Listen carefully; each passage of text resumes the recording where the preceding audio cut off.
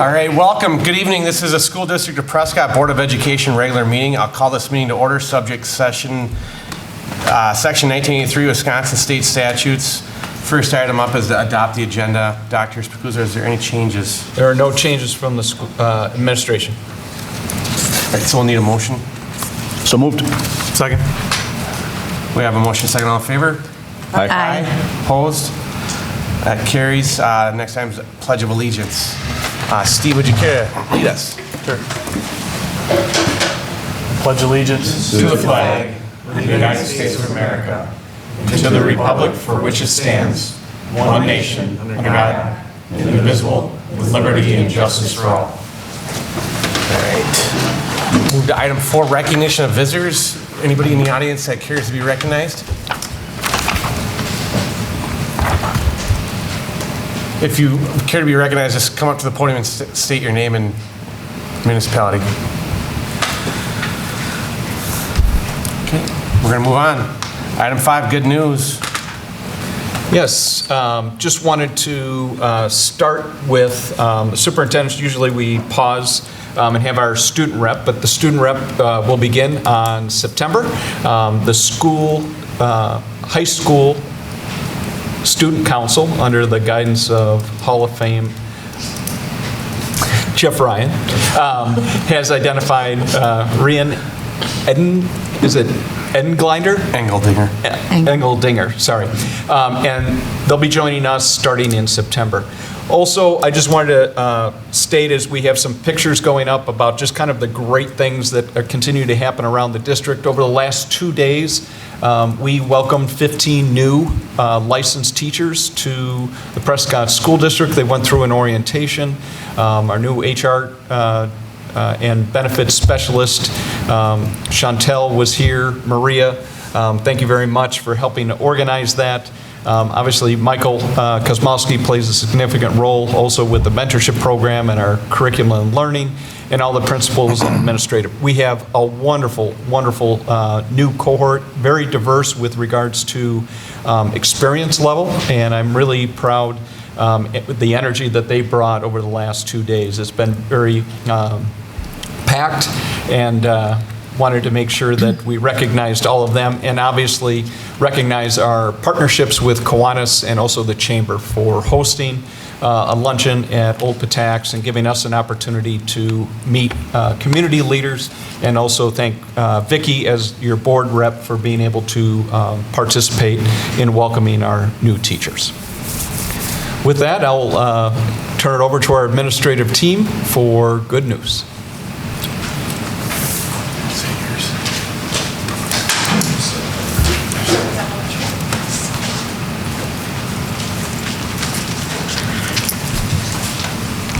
All right, Sarah Dusick, Malone Elementary Principal.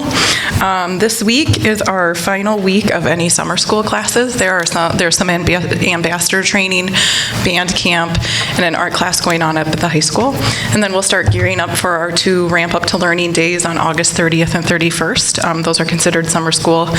They're optional for students, but recommended for them to attend. And I'd like to publicly thank our custodial staff for working so hard to get our schools ready for for students and staff to arrive on site starting next week and then the following week for students. The buildings look great. They've been working hard. And also a special shout out to the custodial staff, especially with the move of 3rd grade down to the elementary building. That was a big task that they took on.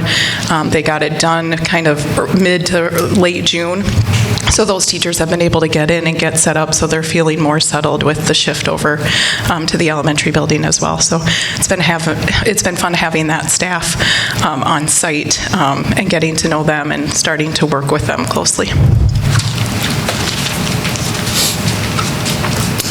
Michael Kosmowski. I'll start with some teaching and learning. We had our annual 2-day data dig last week with 18 of our PLC teacher leaders from across the district. I want to thank them for coming in early to the school year, cutting vacation short, and having family with daycare and whatnot for those 2 days. We did a lot of learning together. I can't share many of the details because our state data is embargoed. What I will share is that the Prescott faculty, students, and families have much to be proud of, and I look forward to sharing that with the board in November. I want to echo Sarah with just thanking our custodial staff at the intermediate, Bob, Mike, and Ken. Many early mornings and late nights putting our school together, getting the varsity football field in tip-top shape. So to welcome our students and staff next week. We have back-to-school open house nights at both the elementary and the intermediate school next week, August 24th. They're from 3:30 to 6 o'clock. We also have school pictures on that night. And the Malone Parent Committee has a back-to-school bash being held at the elementary school from 3:30 to 7:30. I want to extend an invite to all of our community to join us for this family-friendly event and fundraiser that supports our local elementary schools. The last thing that I want to share tonight is, I have a little plaque here that will be displayed at some point. Pass that down, Steve, if you'd like. In a ceremony late last week, Mark Inouye, Lana Kraft, and myself, as well as the Prescott School District, were recognized by the Wisconsin Army National Guard with the Patriotic Employer Award. The Wisconsin Committee of the Employer Support of the Guard and Reserve, one of our employees, Specialist Wyatt Bach, who also is an aide at the intermediate school,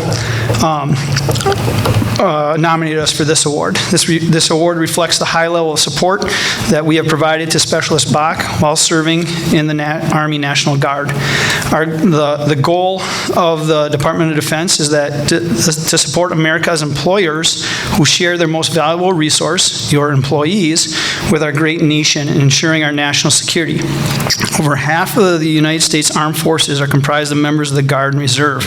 The Department of Defense shares these citizen soldiers with their citizen employers, many of whom provide significant support to their employees who are proudly maintaining a second career in the Guard and Reserve.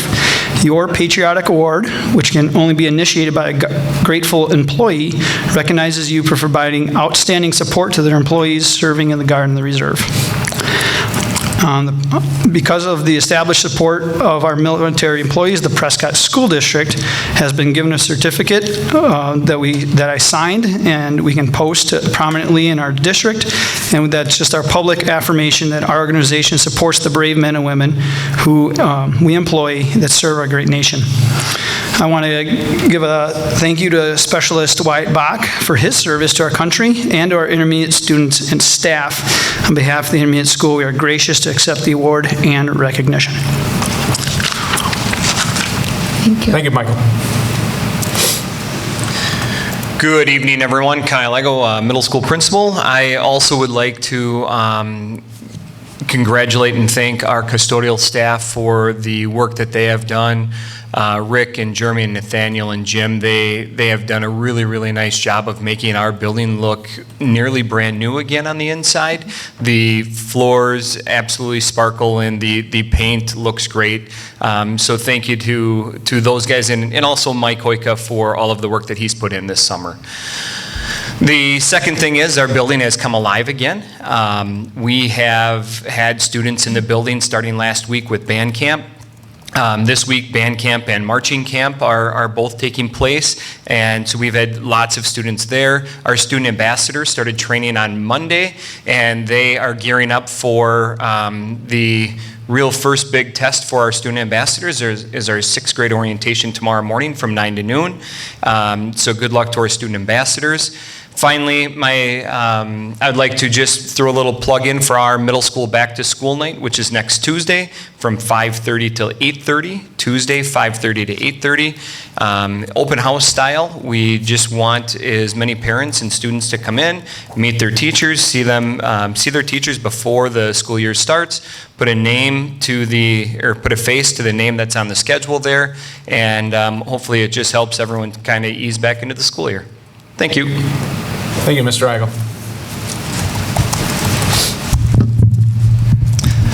Good evening. Andrew Caudill, Activities Director. A few items for you. Our fall athletic programs are in full swing. Girls golf has participated in a number of events. They won the TOMA invite, and they have started the year ranked #1 in the state in Division II. Our football and volleyball and cross-country programs have also got going. Football first game is Saturday at 11 a.m. at Regis, which will be at Carson Park. And our girls volleyball will get going on Tuesday in Osceola at a quad. Cross country will get going on September 1st in Osceola, or in St. Croix Central. Tickets, something new this year. We have online ticket options. Our students have the opportunity to get into our contest at no cost. So we have those passes available online. They access those with their student ID number for our middle school and high school students. We would like to thank our custodial staff for the work they did this year on the high school gym, weight room, wrestling room, hallway. You'll see some color in the athletics hallway now, and getting Laney Field ready. And you'll notice at Laney Field, the scoreboard is up, and the video boards arrived this morning and are going to be installed tomorrow. So we're looking forward to seeing those. Thank you.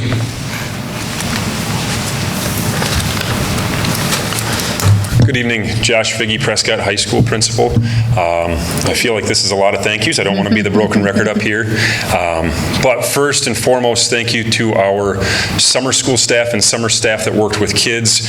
You'll see up on our screen, I guess we're referring to him as Hall of Fame coach, Jeff Ryan now.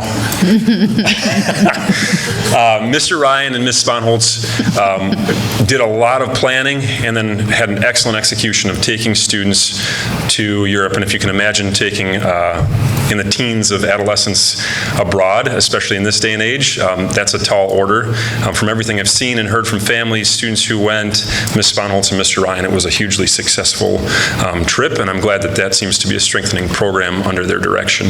But we had far more people who contributed to our summer atmosphere. And the high school, I feel like, has been alive since June. So Mr. Hansen and his staff working down for strength and conditioning for all of our students, not just sports.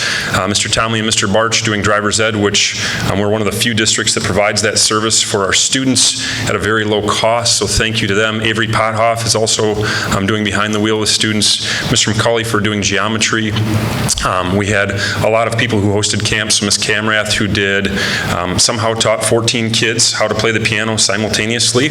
I don't know how that worked out, but she managed it. Mr. Ryan, who's hosting band camp right now. So thank you to everybody who contributed to our summer programming. Our counselors who are back at work, they've been meeting with students the past 2 days. They'll meet with students the next 2 days, and will even be available next week during in-service, just refining schedules. A huge thank you to them. Susie Linder, who's taken on the role of counseling coordinator. Again, I sound like a broken record, but our custodial staff is amazing, and if you look at the number of projects just around the high school that took place this summer, and we did some room moves, and it's just phenomenal what they're able to do, and always with a smile on their face. So thank you to Matt Marco, Adam Roll, the crew that they work with. Finally, our back to school night, because I'd be remiss if I didn't mention that. Next week, Thursday, which is the 25th, we're hosting our second annual color run for the high school. It's open to anybody, whether you want to run, walk, crawl, it's up to you, but it's a fun event.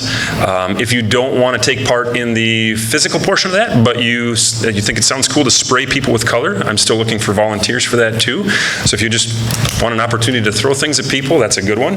After that, we have a couple dozen colleges, tech schools, branches of the military coming. We have some businesses who are coming for kind of a post-secondary fair for students. At the same time, we'll have all of our staff members here showcasing their courses. We'll be giving tours around the high school.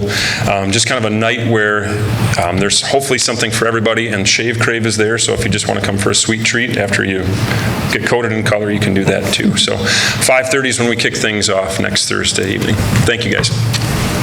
Thank you, Mr. Figge. All right. Thank you, everyone. We'll move on to school business. First item is the consent agenda. In the consent, we have the following: July 13th, 2022 regular board minutes, board checks from finance, non-licensed personnel, retirement, resignation, employment, and change of non-licensed staff. We have the recognizing the Green Bay Packers $5,000 donation to the physical education program. Student affiliation agreement renewal between UWRF and Prescott School District. The 2022-23 Return to Learn plan per building. And finally, the seclusion and physical restraint annual report. It's a lot. Is there anything in the consent that the board would like to pull out? If not, I will adopt the consent agenda. Are there any objections?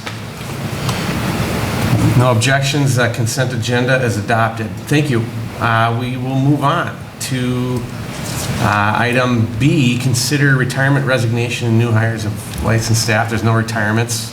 At this Which is time, good. no retirements, yes. In August. Yep. We do have some resignations, however, and there are 3. Amber Sherman, who is our occupational therapist that has been serving our students, Mr. Kyle Flaherty, our IT director, and Tim Leese, who is current tech ed. Anybody on the board like to make any comments here? I just really appreciate everybody's service. Kyle, I know you the best because I get to see your face constantly at these meetings, and I can say that you have just navigated us so wonderfully through all this technology the past couple of years. I don't know what we would have done without you. So thank you so much, and good luck in the future for everybody. Echo the same. Thank you, Kyle. Thank you, Mr. Lees. I've gotten to know a little bit through coaching and stuff too, and he will be missed. Wish you the best of luck in the future. Steve, Vicki? I agree. Kyle, I don't know what we're going to do here, but you leave a giant technical hole in the district here, but everything that you've done over the last, I don't know how many years you've been here, but you've really elevated us to the next level for technology. I mean, we're I think on the leading edge now for where we wanted to be. I think back of the many years ago and where we were at, and then COVID came, and we were so prepared for COVID and handling the online and the live stream meetings, all that stuff. I mean, you got us through all that, and we were one of the leaders in that area, in the area. So you're going to be really missed. I'm going to miss you. I appreciate everything you've done, and thanks a lot, and good luck. And I just wanted to echo all of that. The things, Kyle, I found the actual introduction letter of introducing you 5 years ago. And everything that we were anticipating and hoping for transpired. It has been transformative. And I think just also one of the reasons we're here is that in order to live stream, run sound, and simultaneously record, that happens in the Performing Arts Center does require levels of sophistication that will be going with Kyle. And so we have returned here. We will still record all of our board meetings like we have previously. They'll be uploaded and provided to our community along with the agenda and minutes. It just will be slightly delayed, but also allows us to make sure that we continue to make sure that our community is well informed. So Kyle wanted to make sure that today is his official last day, and he wanted to make sure that this kind of transfer in location still was successful. And to that, I'm very grateful. So thanks. So we will need a motion here. I'll move to accept all resignations as presented. I'll second. We have a motion and a second. All in favor? Aye. Opposed? That carries. And then new hires. New hires, and I have to just thank the administrative team and also Maria. It is really hard to be recruiting and also hiring at this time of year, and I could not be happier with the slate that is being presented to you today. Chantel Byram is being put forward as our benefits specialist in human resources. She has been outstanding and already a great fit within the organization. I introduced to you, and later today, Nicole Lensner from food service, overseeing the Prescott food service. We have Lindsay Wall, who has been an employee but is now elevating into an interventionist for math that'll be serving our secondary schools. And then I got to admit, very, very proud of Mr. Figge and Kyle Schmidt pulling a rabbit out of the hat with Logan, is it Figueroa? to grow. Okay, and is going to join Kyle Schmidt in, I think, just elevating and being able to fill in with Tim's resignation, who did a wonderful job for us, but having Logan as a career in tech ed to start the year and make sure that our high school program stays viable and continuing to expand is outstanding. So thank you to the team. Any questions from the board? No questions? No? All right, we'll entertain a motion here. I'll move to approve the new hires as presented. Second? We have a motion and a second. All in favor? Aye. Aye. Opposed? That carries. Welcome aboard, Nicole. I'll move to item C, set the date for the September annual meeting. Yes, so annual meetings are a requirement within the state of Wisconsin. That is where the initial presentation of the budget for the 2022-23 school year will take effect, along with some additional business items. That has two options. Each year at the annual meeting, they can either select the date a year in advance or defer to the board. That has been the option the last 2 years, which has worked very well. At this time, we are recommending that the annual meeting be set for Wednesday, September 28th. That would allow, it would be 1 week after your next board meeting. It would allow a preliminary presentation the board to review, allows the publications that are required into the Pierce County Journal to be in the timeline that's required, and then allow us to have that meeting. So at this time, we're recommending the Wednesday night, the last Wednesday of September on the 28th. Yeah, and just a reminder, this is not a school board meeting, so that we do not technically have to have a quorum, or if you can't make it, it's nice to have the board presence, but it's not required by law. So anybody have any questions or any issues with September 28th? No. No. What time are you looking at? 6 p.m. or what, 6? That's what it was last year, right? 6 p.m.? So I'd say we could stick with that. Maria's been doing an outstanding job. There are a lot of protocols that are required. She has the timeline. She's working with Sue Curtis, our finance coordinator, and we'll make sure that all the publications are out to the Pierce County Journal. Thank you. So we need a motion for that. I move to approve September 28th at 6 PM for the annual meeting. A second. We have a motion and a second. All in favor? Aye. Opposed? That one carries. Thanks. Move on to item D, consider high school trip, Lac de Flambeau. Yes. Josh and Mr. Ryan, were you going to come up? It's an annual trip. I think it would be great. I got to, honestly, Jeff, come on up. One of the things I did a kickoff with our new staff, and one of the things I shared with them is we did a road trip through, oh no, looks like I need access. 21 slides. But this is a very unique program. This is a very unique program that happens a lot because of the work that Mr. Ryan has done. It has touched the lives of our students and done remarkable things, and I just think it's important enough. It is something that requires board approval, and so why don't you just kind of walk through your presentation and reminder of this trip. Sure.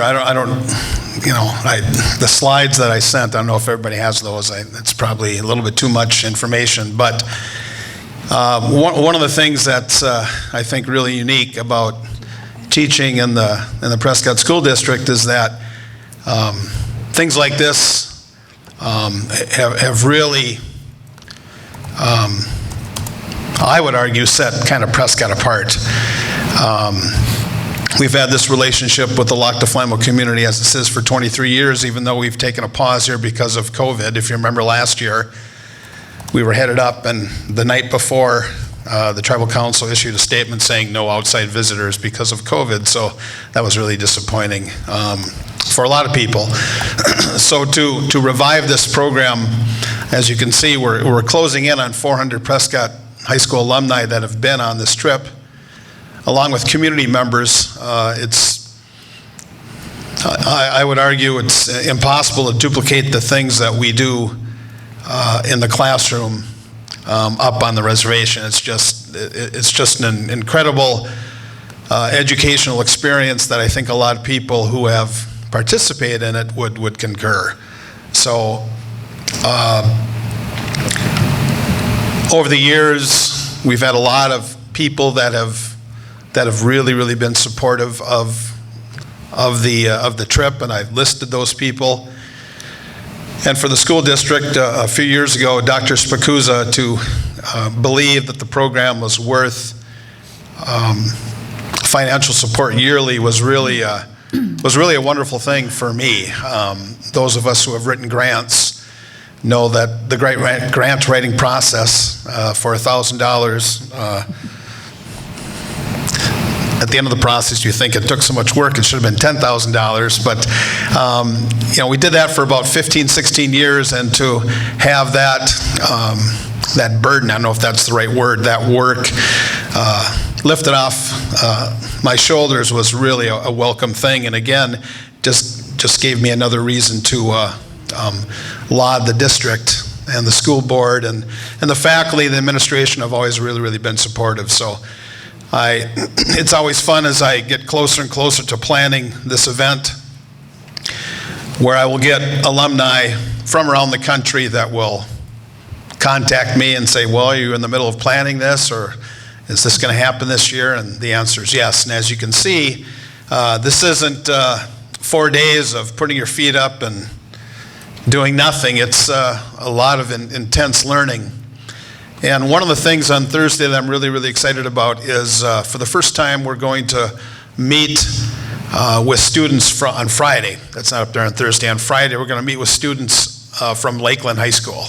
We're going to meet with Native students and discuss a number of issues. And again, it's one of the things I think that makes us very unique in that having that relationship with that community for a lot of people seems, quite, I don't know, strange is the right word or unique, but for us, it's normal, and we're really excited to see our friends again. And I know that the people I've been talking to are really excited about having another Prescott group come up. So, again, it's a great program, and it really, and I hate to be melodramatic here, but it really did leave kind of an educational hole for me, educationally and personally, by not going up to Lac du Flambeau the last couple of years. So I'm really excited to go back up. Students are under constant supervision. We camp at the campground. There's bathrooms, there's showers available. We have an inclement weather plan. We have, after doing this for a couple decades, we've got everything taken care of. And again, the students will have a great time. Might have as much fun as their teacher, but I know the students will have a good time. Steve, you have any questions? No, I mean, I've been up there a couple times for the summer trips. It's a great experience. I've made one of the pictures here. I noticed that's awesome too. But no, it's a great experience for the students, and it's I won't go as far as say tragic, but it's really too bad the issues we've had the last couple of years getting kids up there. So looking forward to guys being able to go back. Vicki? Yeah, I've been there in the summer, which was a lot of fun and great learning experience. Found out a lot of interesting things, and then to have the drum circle come here and perform was spectacular this last year. To have them come see us, so I think it's great that we can go back and forth and share our culture. Tanya? I have a couple questions, but first I just wanted to comment that this is such a unique program, and working in a school district and talking to some of our liaisons and stuff, that it's just an experience that is not replicated in many school districts. It's really unique and really cool.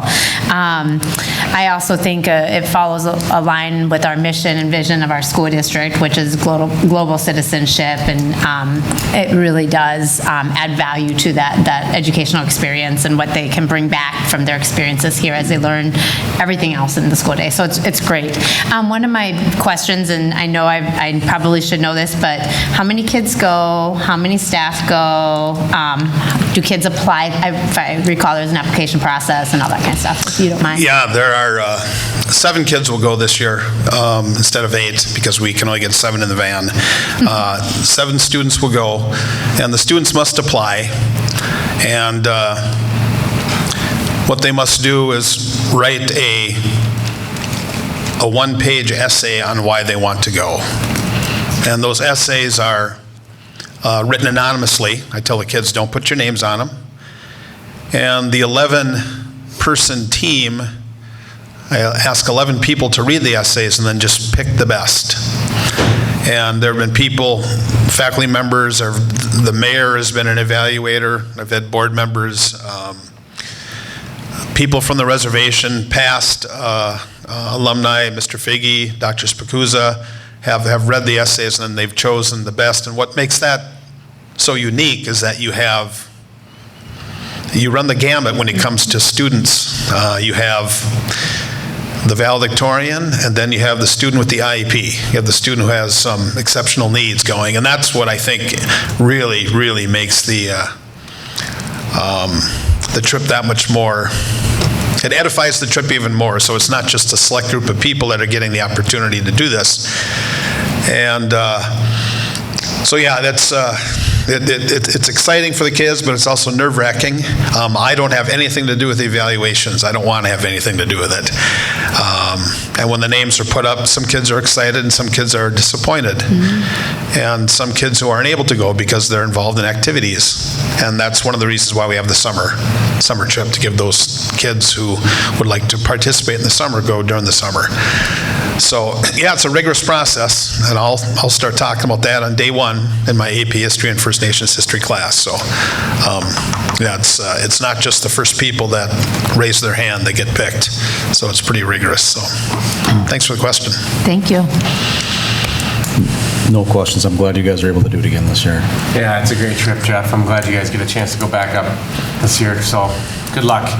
Thanks again to the board. I know I've said this before, but when I'm at Lakeland High School, I'll brag about the board and the district for supporting this unique program. Thank you. Thanks, Jeff. We'll take a motion here. I'll move to approve the high school trip to Lac du Flambeau, September 28th through October 2nd. I'll second. We have a motion and a second. All in favor? Aye. Opposed? That one carries. Item E is breakfast and lunch prices for the 2022-23 school year. Well, Nicole, welcome to your first school board meeting. Thank you very much for joining our district. Nicole walks into a very unique time in the national food service delivery. And if you wouldn't mind, just for our community and for our board, just describe a little bit of your history of where you just recently came from, and then let's talk about our breakfast and lunch prices. Absolutely. For the last 6 years, I've housed in the University of River Falls. So I come from a little bit higher level of education, and I think for me, the reason I love this job is I get to reach an abundance of children, different ages, different needs, what they're looking for different, kind of keep me more on my toes. The college kids, I absolutely love them, but I think K through 12 is where my heart is. So thank you for having me. As Rick mentioned, we are going into an interesting time, and lucky for me, I have a very strong German heritage, so I am ready. The USDA program has ended for free meals for all students. So this is where families are going to be held accountable again for paying for lunches. Now, with that being said, I want to make sure I encourage everybody, all families, all students, to apply for the free and reduced link available on the district webpage. So that is the easiest and the fastest way for us to get you approved for that process. And like I said, it's on the district menus, and then on the left, it's free and reduced. With the uncertainty of food costs and availability, we're asking for the listed increases to ensure a sustainable budget for this year. Walking into it, I don't have a huge history of it, but knowing the food service industry and what we lived through, talking with our vendors. It's not going to end now, but we are getting better at recovering. We're getting better at saying we don't have this, but we definitely have this. So networks are being built. The end is near, we hope, but we're going to power through it. And I want to welcome all the students, family, faculty, and staff and community to reach out if they have any questions or ideas for the nutrition service program that we offer. Very good. And then up on the screen, we've put the breakfast and lunch prices. They are broken down by grade level. Nicole, could you just remind the differential that we increased breakfast? Yep, by 5 cents. By 5 cents at each level. And then for lunch prices, they are capped at where they had been prior to the pandemic, or the last time that they were charged fees. Yep, and they are very consistent with all of our neighboring schools as well. Yeah, I think your network building already went to a CISA meeting, but also did a lot of outreach to kind of make sure that our prices are in keeping with some of our surrounding districts. Being able to keep our lunch prices flat, knowing that inflation is hitting our district just like it's hitting everybody else's grocery bill. I'm really happy, given the circumstances of the program not being federally funded, that we're able to keep that flat. All right, Tanya, any questions? Yeah, just I don't know, I guess some noticings, and it's not up there right now, but looking at the comparisons of the schools around us, I know that we are the highest one that was up there. And I don't know if that's just kind of something that we've been put into, a situation we've been put into, and we're trying to get out of that, but it is, to me, a little bit concerning being the highest priced. But I think there's probably not much we can do at this moment about that. And then I was also wondering, so when we look at the prices of, it's River Falls and Hudson, if I remember, that are up there, is that their prices previously, or is that what it's going to be for next year? That's their current price. So for next year, unless they come to a board? Yep, but they definitely can change it within, so what I'm trying to do is not do that to our families. Yeah. So I don't want to go 2 weeks in and say, oh my gosh, guys, we need to change this. So that's where we're trying to balance it, be ahead of the game, but also keep it steady for everybody. Sure. Great. So, not really so much questions as just kind of comments and stuff I noticed, but go ahead. Captain Obvious stuff, some of the same things. I do look at the increase from last year. It's about 2.5%. Given where we're at, that's certainly reasonable. So although we'd like to keep it down as much as possible, I think it's certainly reasonable and understood. So thank you for the analysis. Vicki? Nope, I don't have anything else to add. Steve? My questions have been answered, thank you. Nicole, you kind of got thrown right in the fire, so I we did. appreciate you joining us on kind of a late notice here and getting the program going. We're really happy to have you, so thank you. This looks good. So anybody want to make a motion? I'll move to approve proposed 5-cent increase for breakfast and return to same lunch cost lunch prices as presented by food service. I'll second it. We have a motion and a second. All in favor? Aye. Opposed? That carries. All right, we're done with business. Thanks, Nicole. Thanks, And Nicole. we'll move on to information discussion. The first item is Beyond the Notes, music trip to Wisconsin Dells. Good evening again. I think all of you have this presentation. It is a quite lengthy one. This is the same Beyond the Notes Music Festival that we attended this past year, the last 3 days of school. Last year it was a great success. Every 8th grade student in band and or choir attends this trip. If we can go to slide number 4. It starts off with the itinerary. The difference between this year and last year's trips, this past year it was a 3-day trip. They left Wednesday at about 12:30. They did not return until Friday at I think it ended up being right around that 3 or 3:15 mark. They barely made the bus to get home, and they were the last 3 days of school. This year, we are looking to shorten the trip up because of when the two performances are, and when we meet with the clinicians, we can definitely shorten that time frame. Last year, they both were in the AM, if I remember right. And one was Thursday, one was Friday. This year, we have one on Thursday morning, one on Friday afternoon. So it makes sense to just do a one-night trip. You'll see in the itinerary on slide 5, that's when both of them are in the afternoon. They do their performance, they meet with the clinician, and that's probably the number one reason that we want this trip. We like to take the trip to get to hear from clinicians that they have never heard from before, who get to critique their performance, give them ways to better themselves and become better musicians, both in band and choir. The students that are in both band and choir will perform both times, and so that's the itinerary. So very similar, but in a very much condensed version compared to last year. The next slide I would like to skip to is slide number 8. And this is the cost of the trip. This past year, the cost was I think the final cost was $283, and it was for 2 nights. This year, we are projecting a cost to be $212 for 1 night. One of the reasons and rationales, the transportation cost for the buses is nearly the same price as, or has gone up, but this price is nearly the same price as it was for 2 nights. So transportation costs have increased dramatically. If we can use Mr. Runquist in our yellow buses, we will.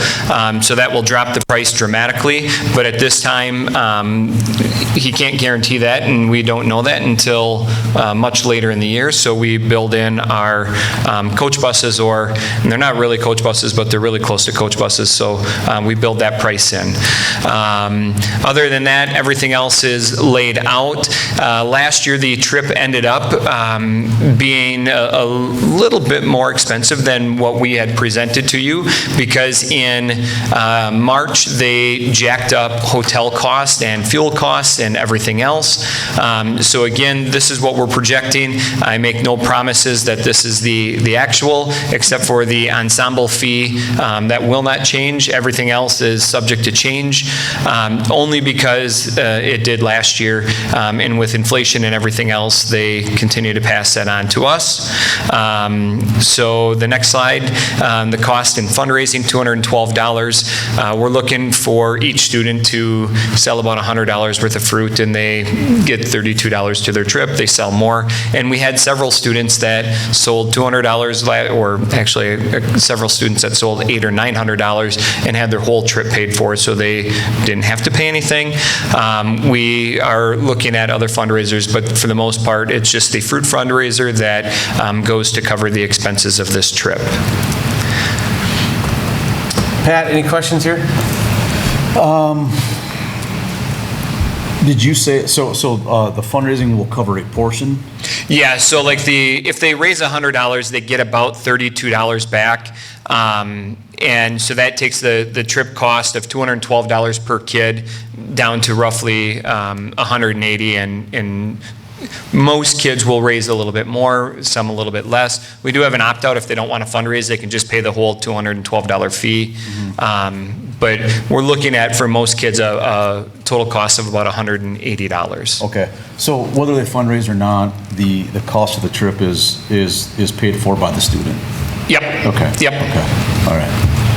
Tanya?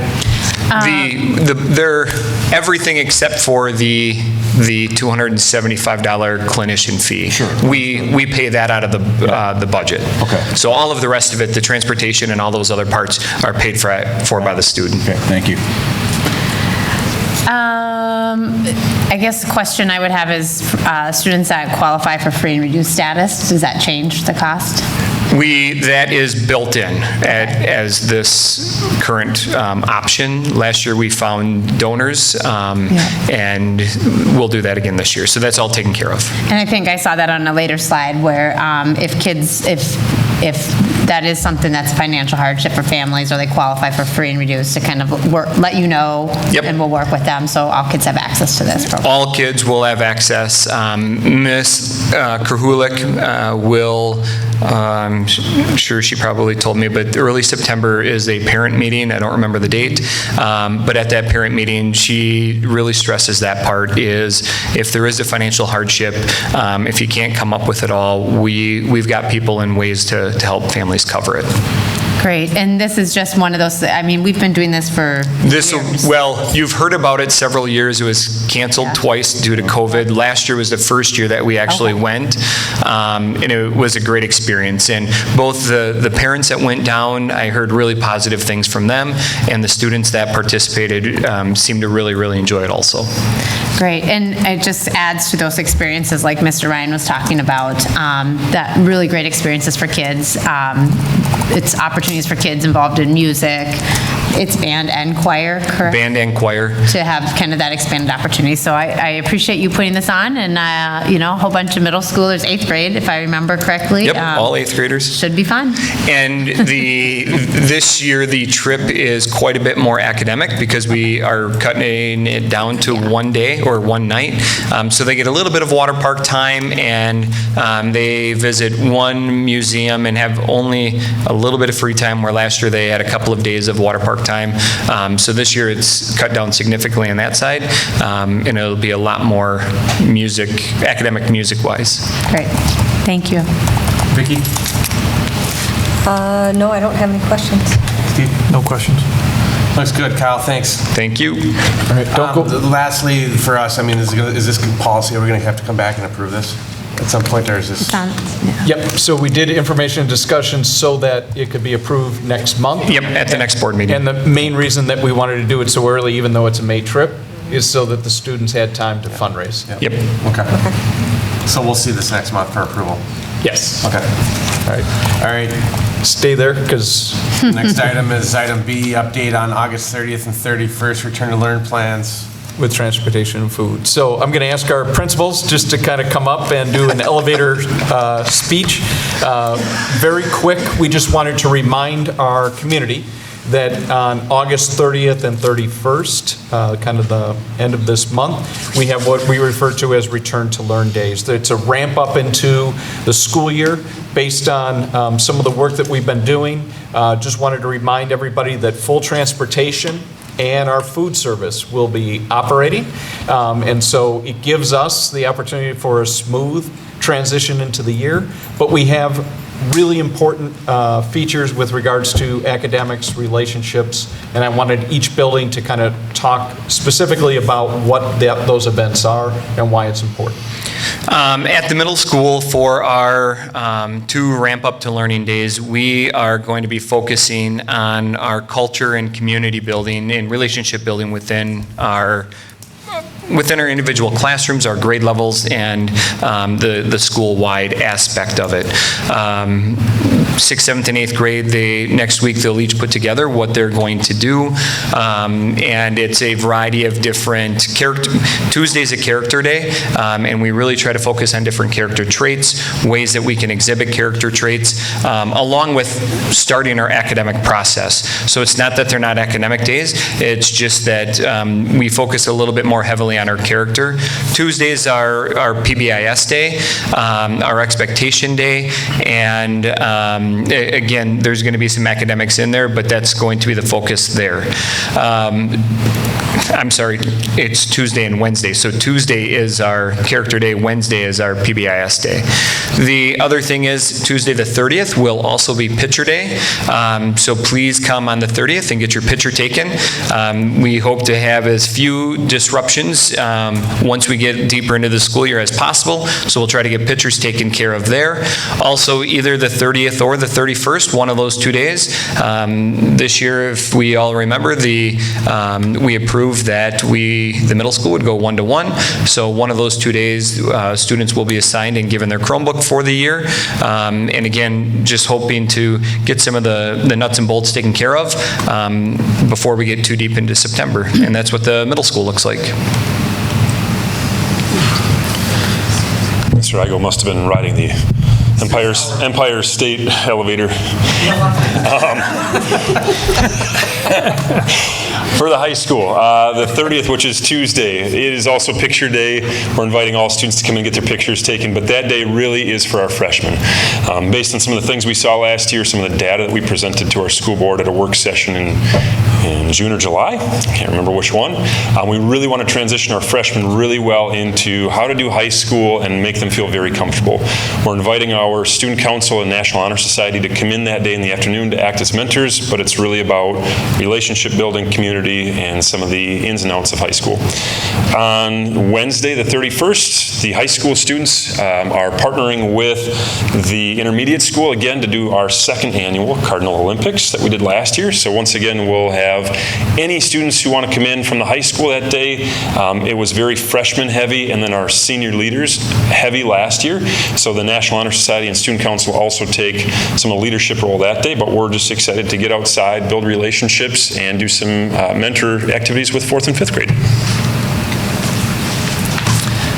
Mr. Figge stole my thunder. At the intermediate school, on Tuesday, though, we'll do a lot of that relationship building within the classroom, some locker decorating and things like that. And that's really what that day is all about, is going over, starting to teach our students again, classroom routines and procedures. And again, every teacher is a little bit different, so we have to teach those every year. Is what's our procedure for sharpening a pencil? Because sharpening a pencil, even though it sounds like, hey, that takes like 30 seconds, you add that up over 171 school days, that's days of lost learning. So we teach all of those procedures all over again. Kyle, we do actually teach that to our students.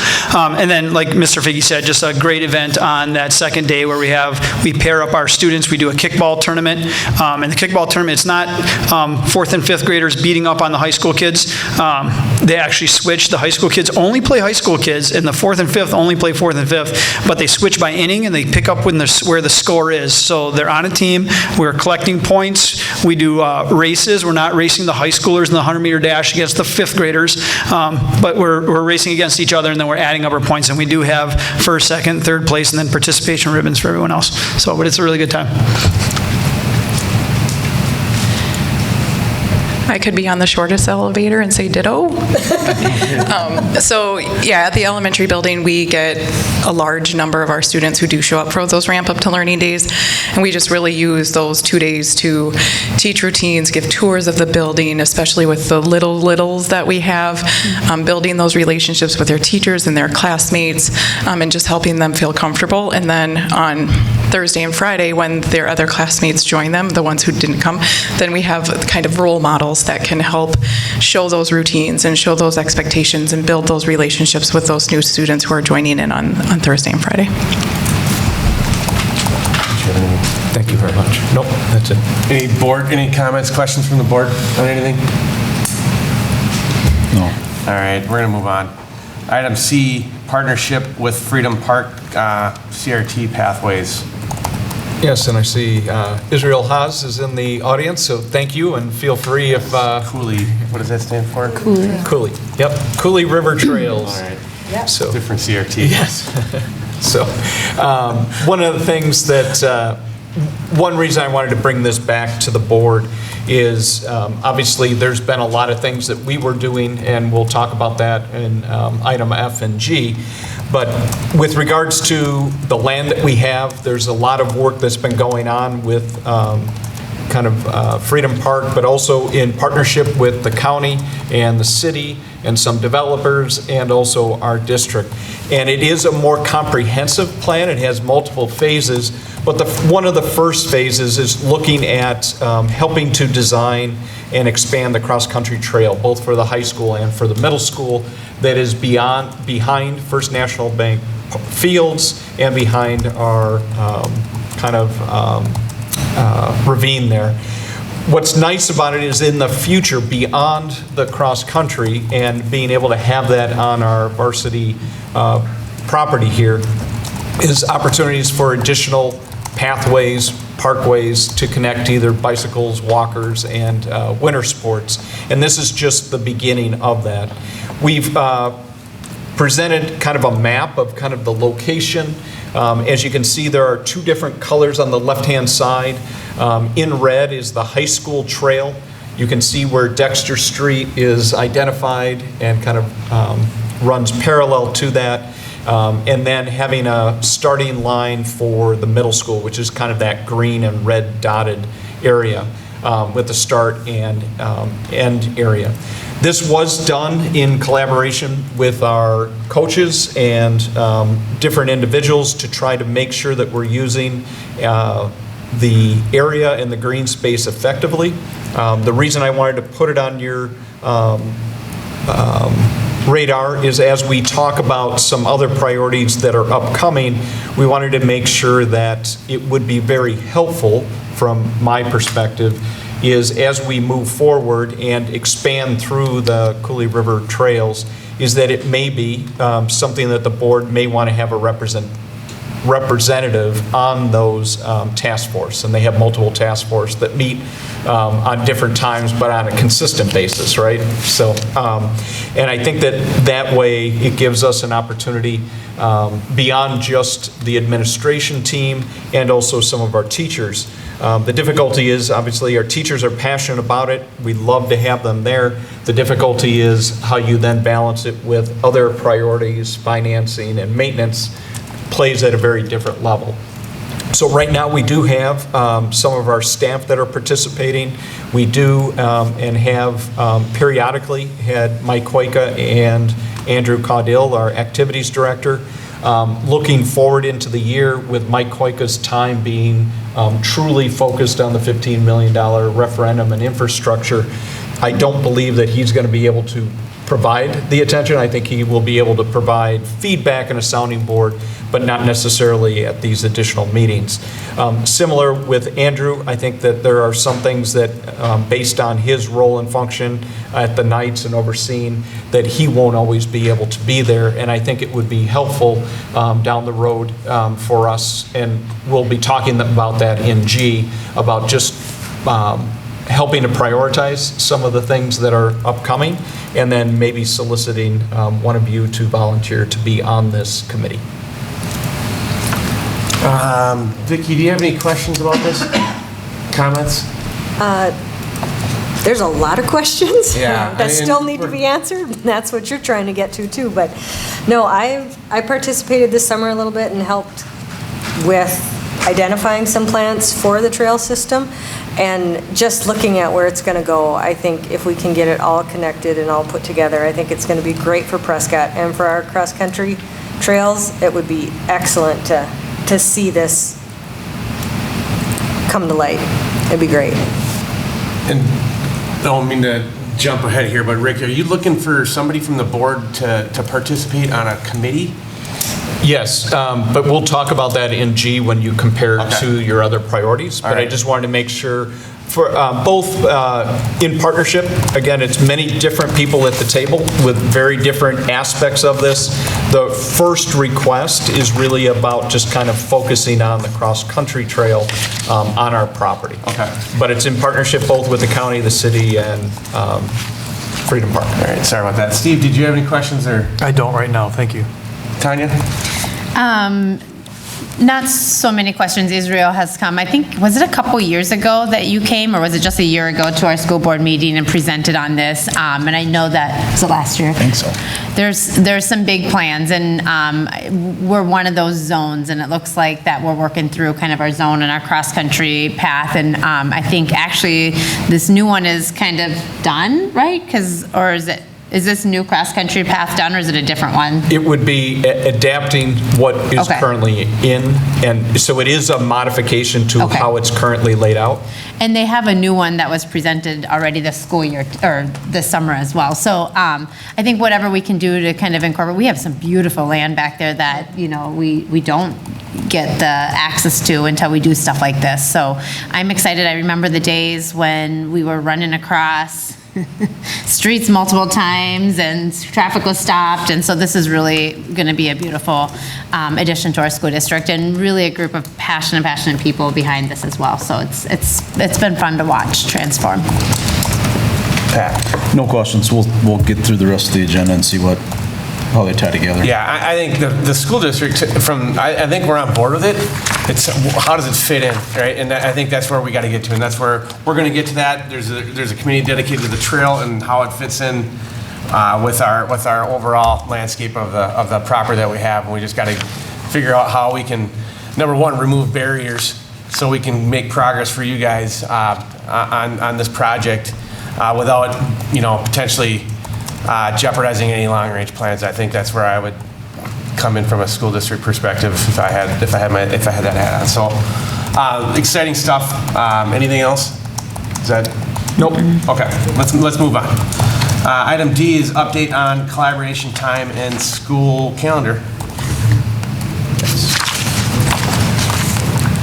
So just on the update is one of the things that we're attempting to do is to continue to, on a consistent basis, communicate out to our families every Monday.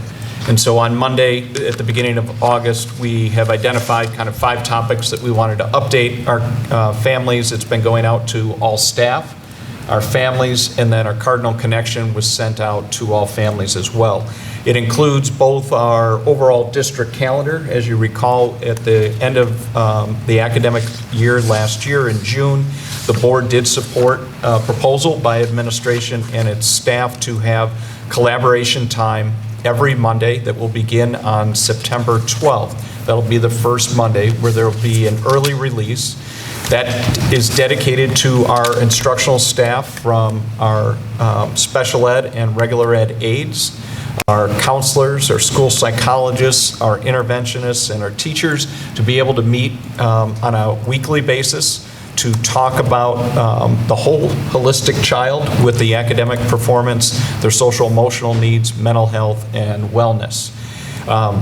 As we begin to prepare for that, we wanted to make sure that our families understood that there's a lot of moving parts and that we have our regular bus schedules that were released at the beginning of this week.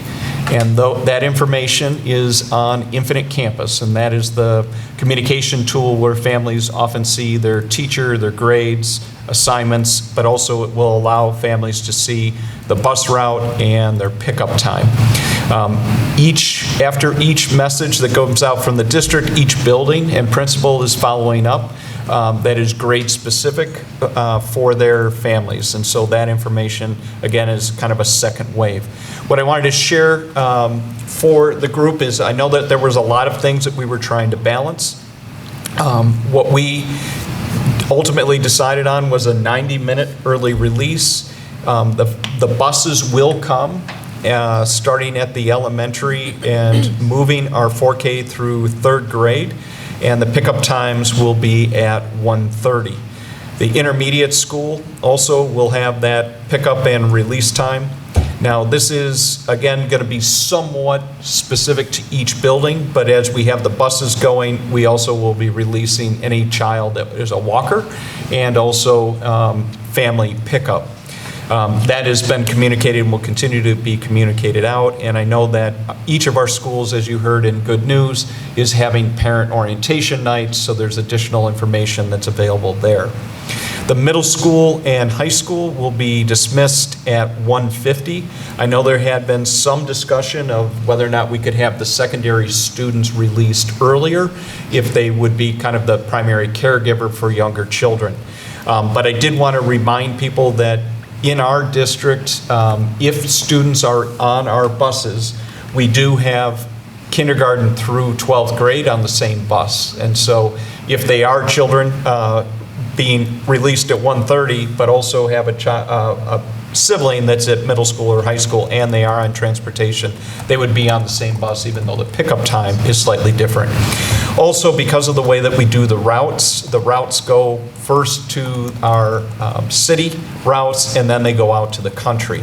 So even with a high school student that might be driving, if they are the primary kind of caregiver or providing some supervision for their younger siblings, by the time the buses are out of town and heading to the country, they will either likely be simultaneous or within a very short period of time.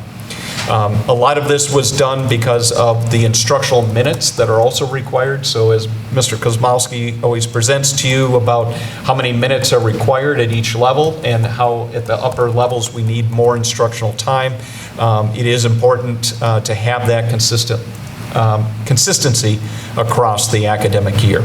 So there's a lot of information, and our back-to-school orientation begins with our staff development on Monday, the 22nd, and that's where our principals will be working with the staff about outlining the kind of scope and sequence with regards to how collaboration time will work at each of their buildings at each level, and then continue to communicate that out to both to our staff, updates to you as the board, and then also out to families.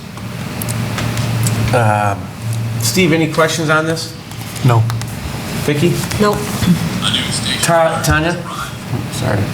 I just had just kind of follow-up questions. When we approved this, we had some things that we wanted to make sure that the district considered, one of which was transportation, and I see that you addressed that, and we looked at, could we do different routes and times and all that stuff, and it looks like this is where we landed. The other one had to do with daycare opportunities offered here at school. Can you share at all where we're at with that for families? Sure. In the letter, we also provided information about the child care options. We have obviously our child care centers that are Hearts, Hands, and Minds and New Adventures.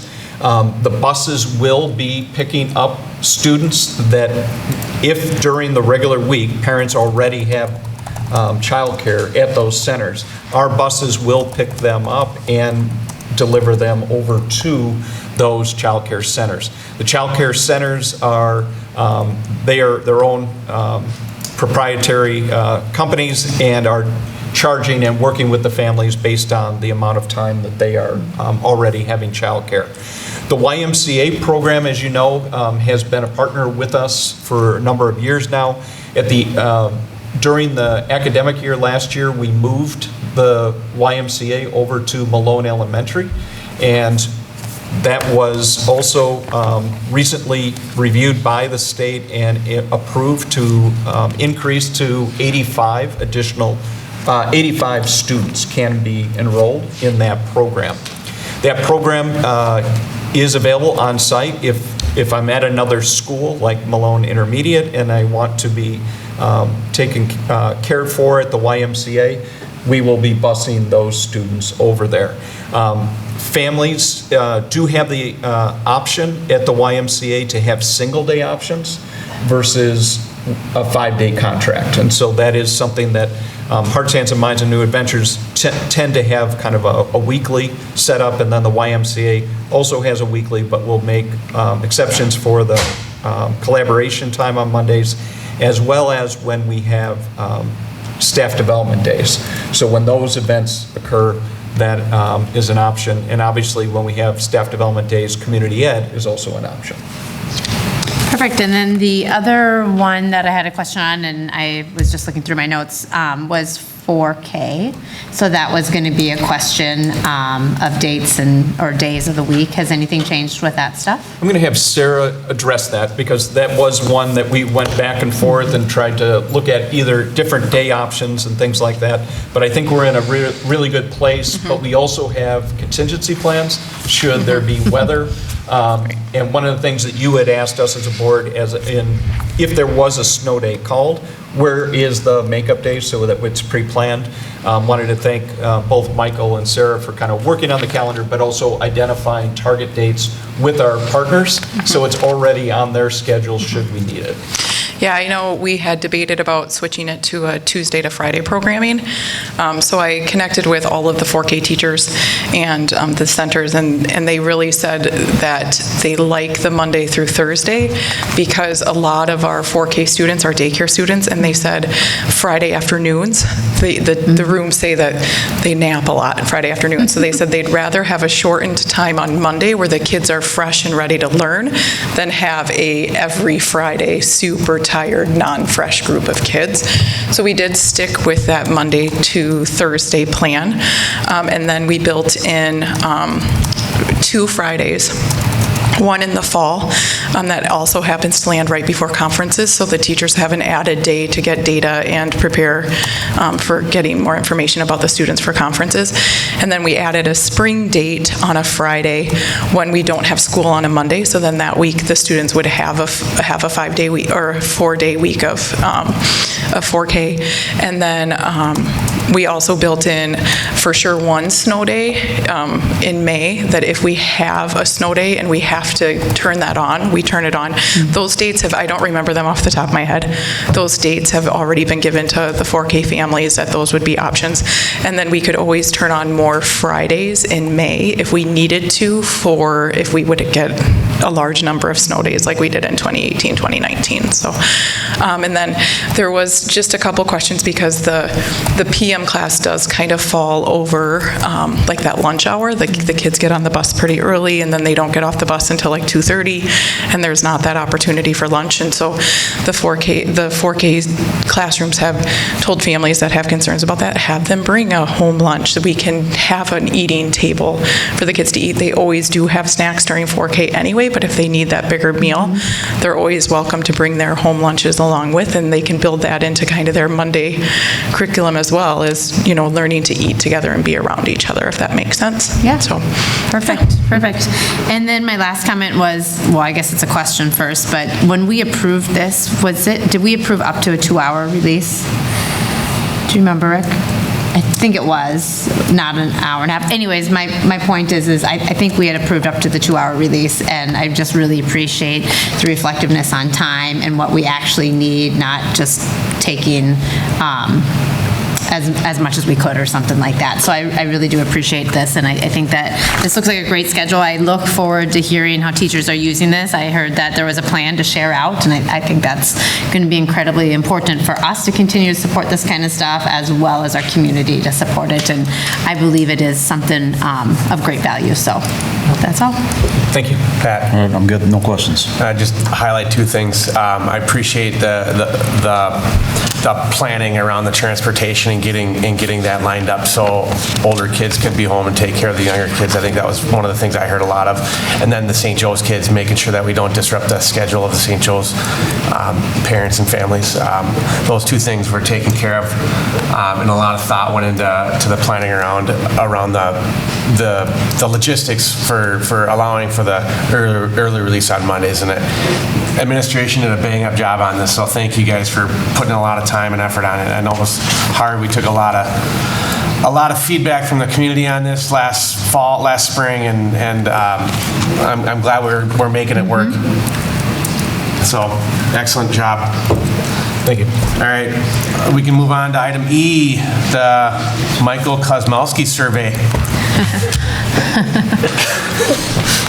Well, I just also want to thank Michael. He's mentioned it in good news, but August 9th and 11th, there's a data dig, and he walked you through a work session at the end of the academic year, and you revisited the report card from the previous. He kind of foreshadowed that you're going to have updates coming in November, but our staff arrived back as teacher leaders, and Michael does an excellent job of pulling a lot of the information so that we can have and start the year quickly. But I also wanted to make sure that you understood is that we collect feedback from our staff, and there's a lot of surveys. That information is available to you. It's linked here, and he's going to be walking through some of the highlights and some of the things that we learned. Yeah, and I know you guys have the presentation, so again, the 9th and 11th, 2 full-day data digs. We have a framework and roadmap that we use to assist us in that collaborative time and interdependent work that we have together. The big thing for us is, as we come to teacher leaders, is that we don't have to have all the answers. But what we need to do is we need to be able to analyze our state assessment data, our interim assessment data, because that's really all that we have down at the elementary level with our Fast Bridge.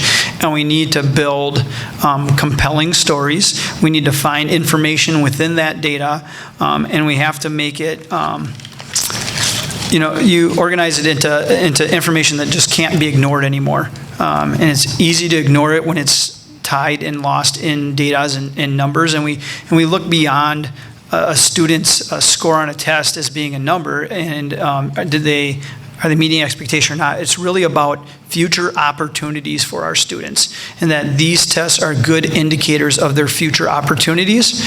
And we know that not all of our students are going to go to a 4-year or even a 2-year college, but we want to know, do they have that possibility to take advantage of that opportunity if they so choose?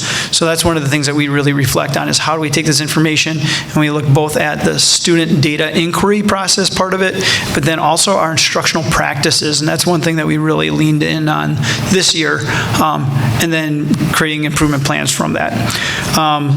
Like all good practitioners, we start with reflecting, and I really enjoy this quote by John Dewey. I include it whenever I can, is that we don't really learn from our experiences. When you're in the moment, you're not really learning from that. It's when you reflect on those experiences, that's where you have that time for that cognition to think about what are the things that went well, what are the areas where we could improve, and things like that. So we spend a good 2.5 hours just reflecting on our goals from the previous years.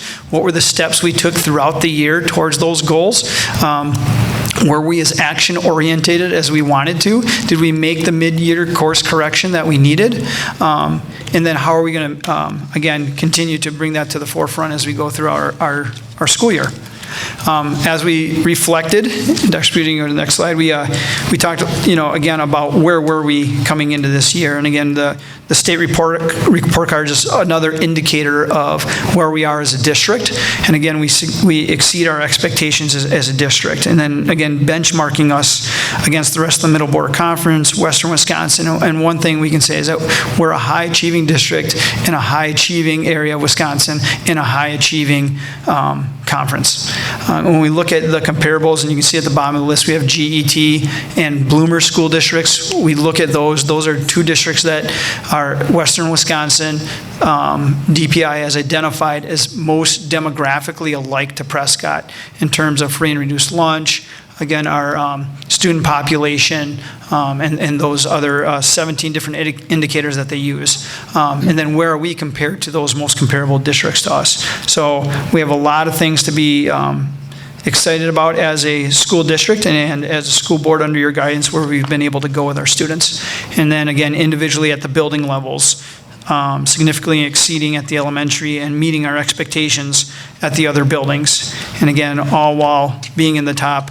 The intermediate was the 85th percentile of achievement, the middle school the 75th percentile, and 77th percentile in the state of Wisconsin. So again, high student achievement, but again, not that we don't have areas to improve.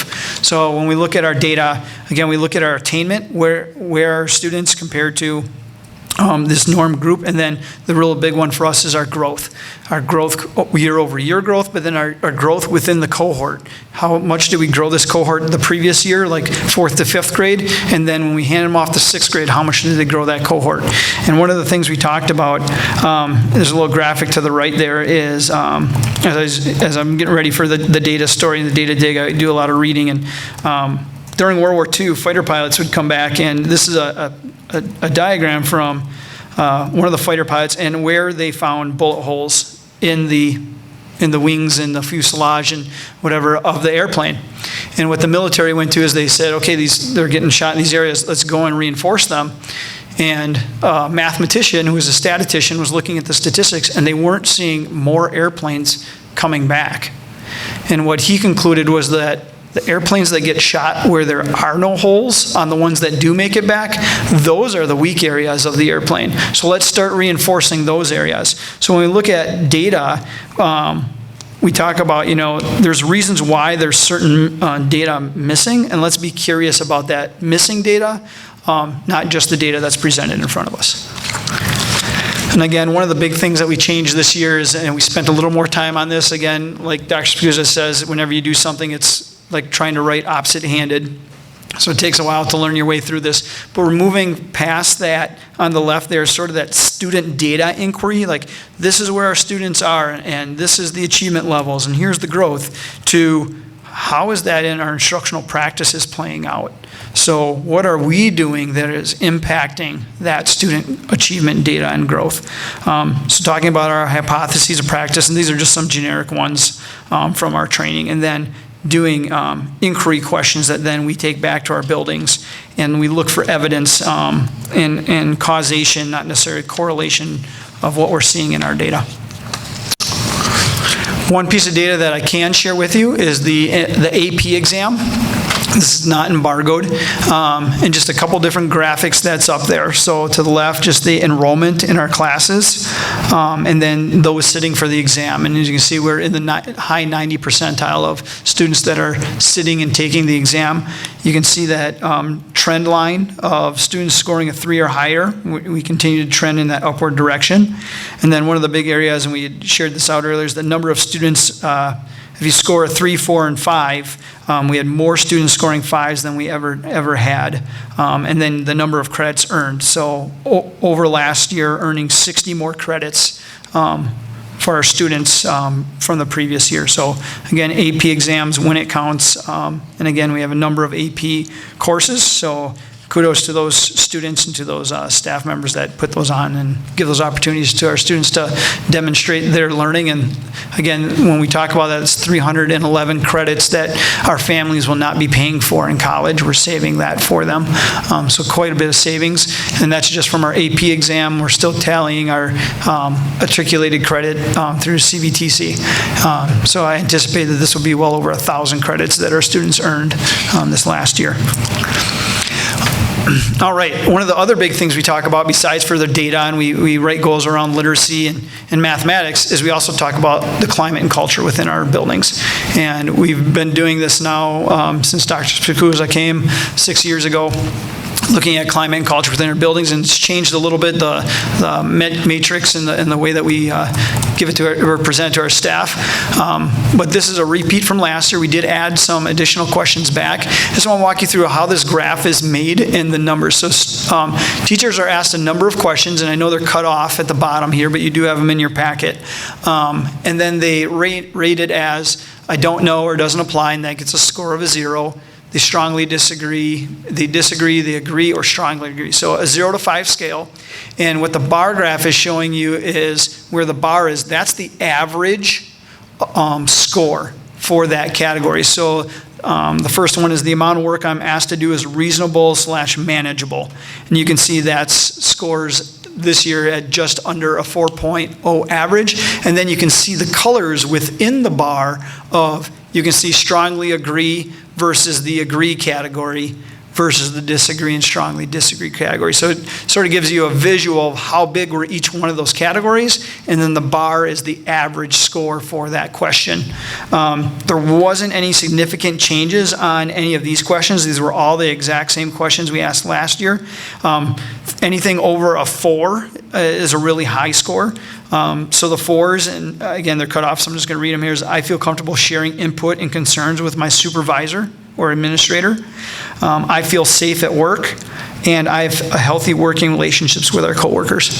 And those all scored over a 4. And again, feeling that you have the support that you need at your workplace is very important to having that positive culture and climate. One other big thing is that last year was the first year that we used school perceptions, and we got 103 of our staff to take the survey. This year we got 141. So quite a bit of an increase of our staff giving us their feedback as well.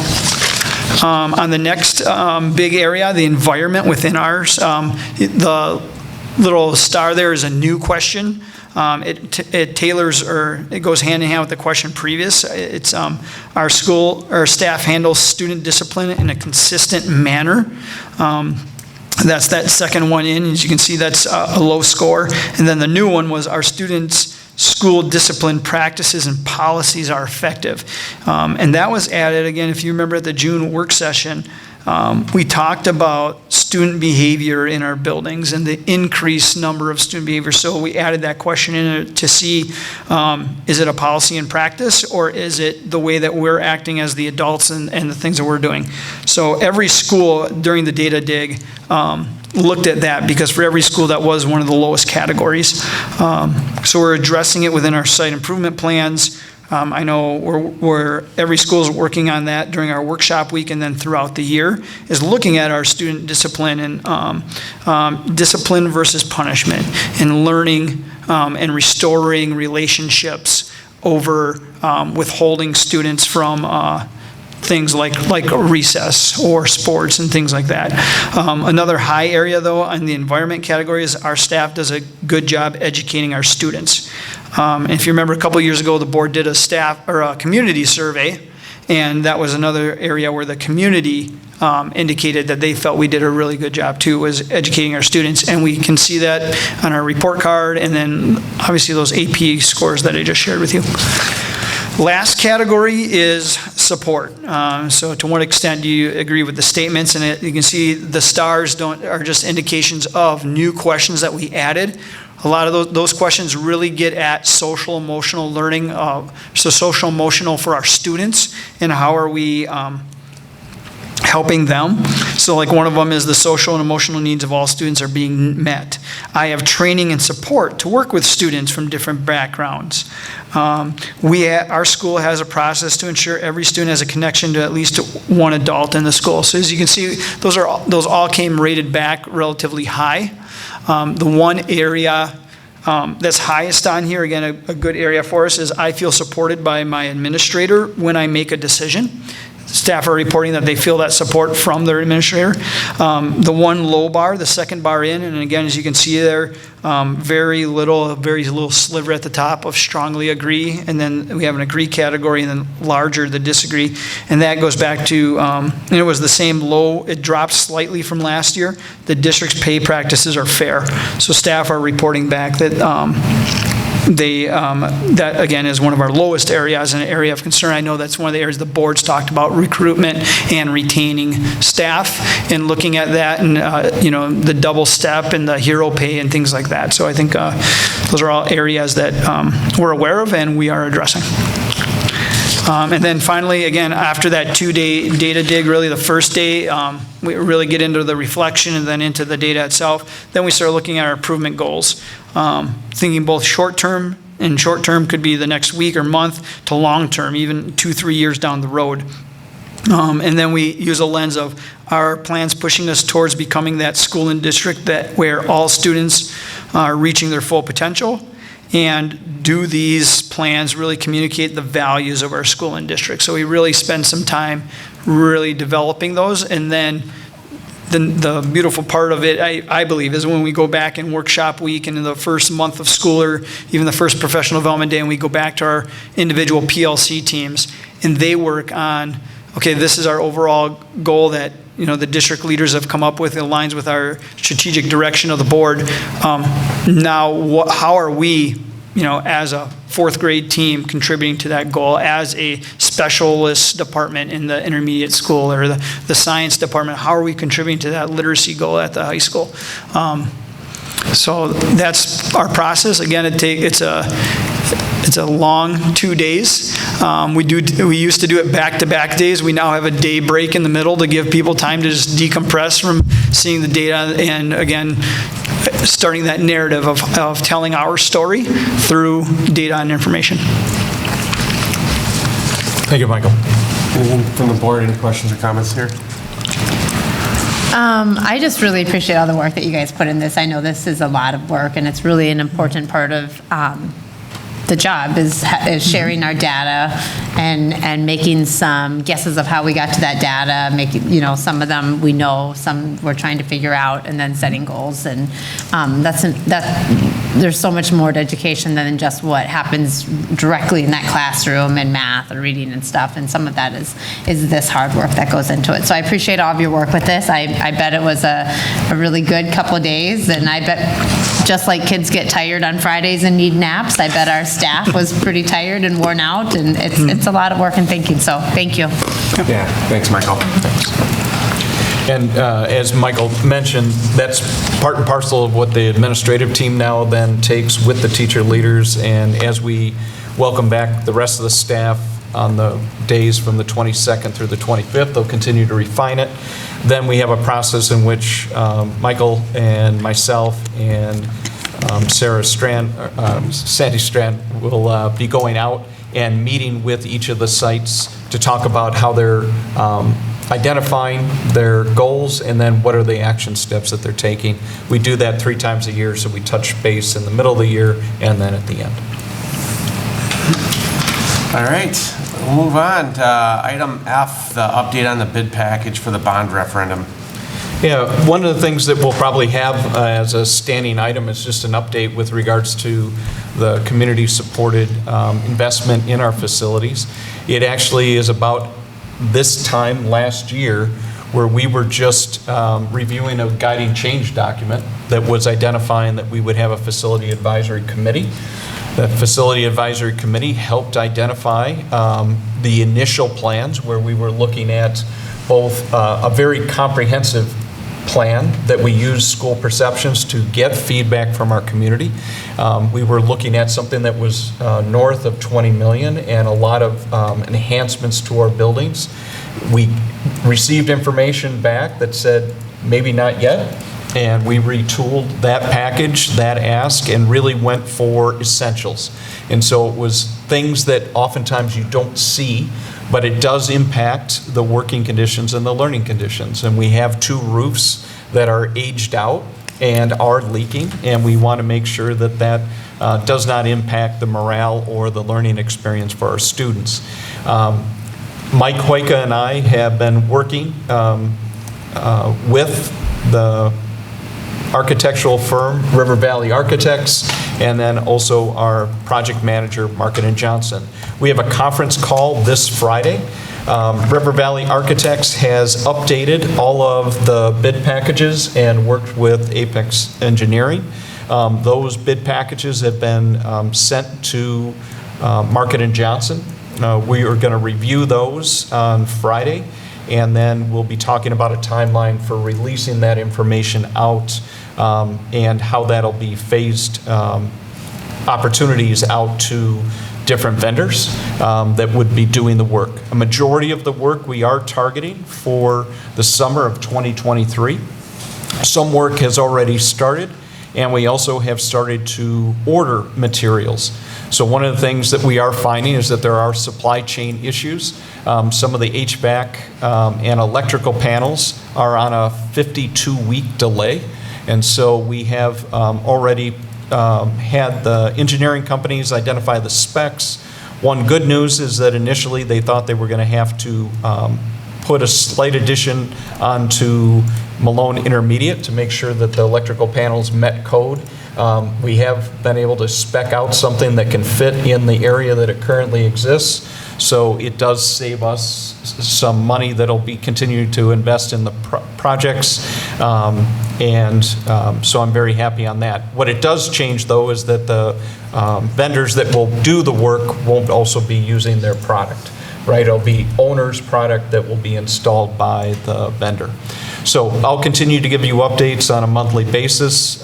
Just wanted to let you know that earlier this morning also Baird Financial, Sue Gertis and Vicki were on a conference call to kind of go through the financing and understand that on September 13th we'll be paying off that anticipatory note of $15 million.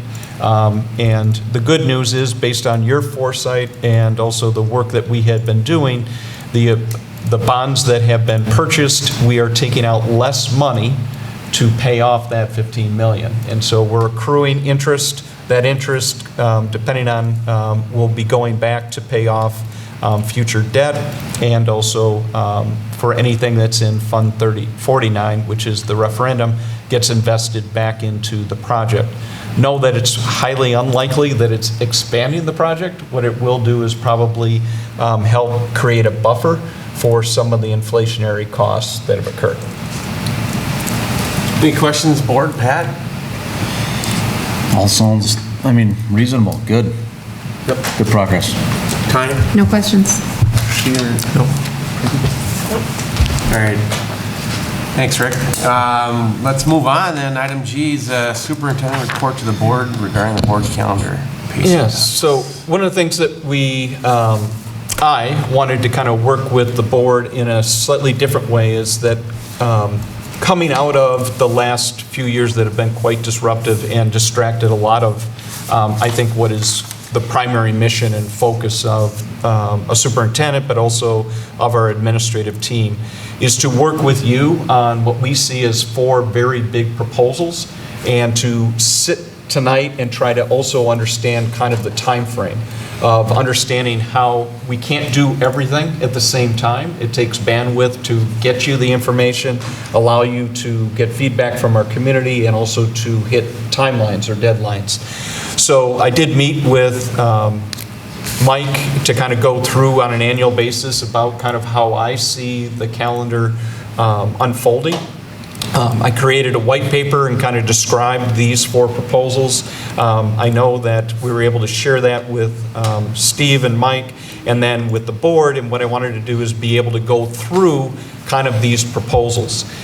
They are things that we have been working on as an administrative team and at each of the sites. So the way that this table is organized, going left to right, is kind of where's the location of impact. So what are we talking about? A specific school? Are we talking about a facility, green space? And then what is the recommendation primarily attempting to do? And so Josh is here and able to answer any questions.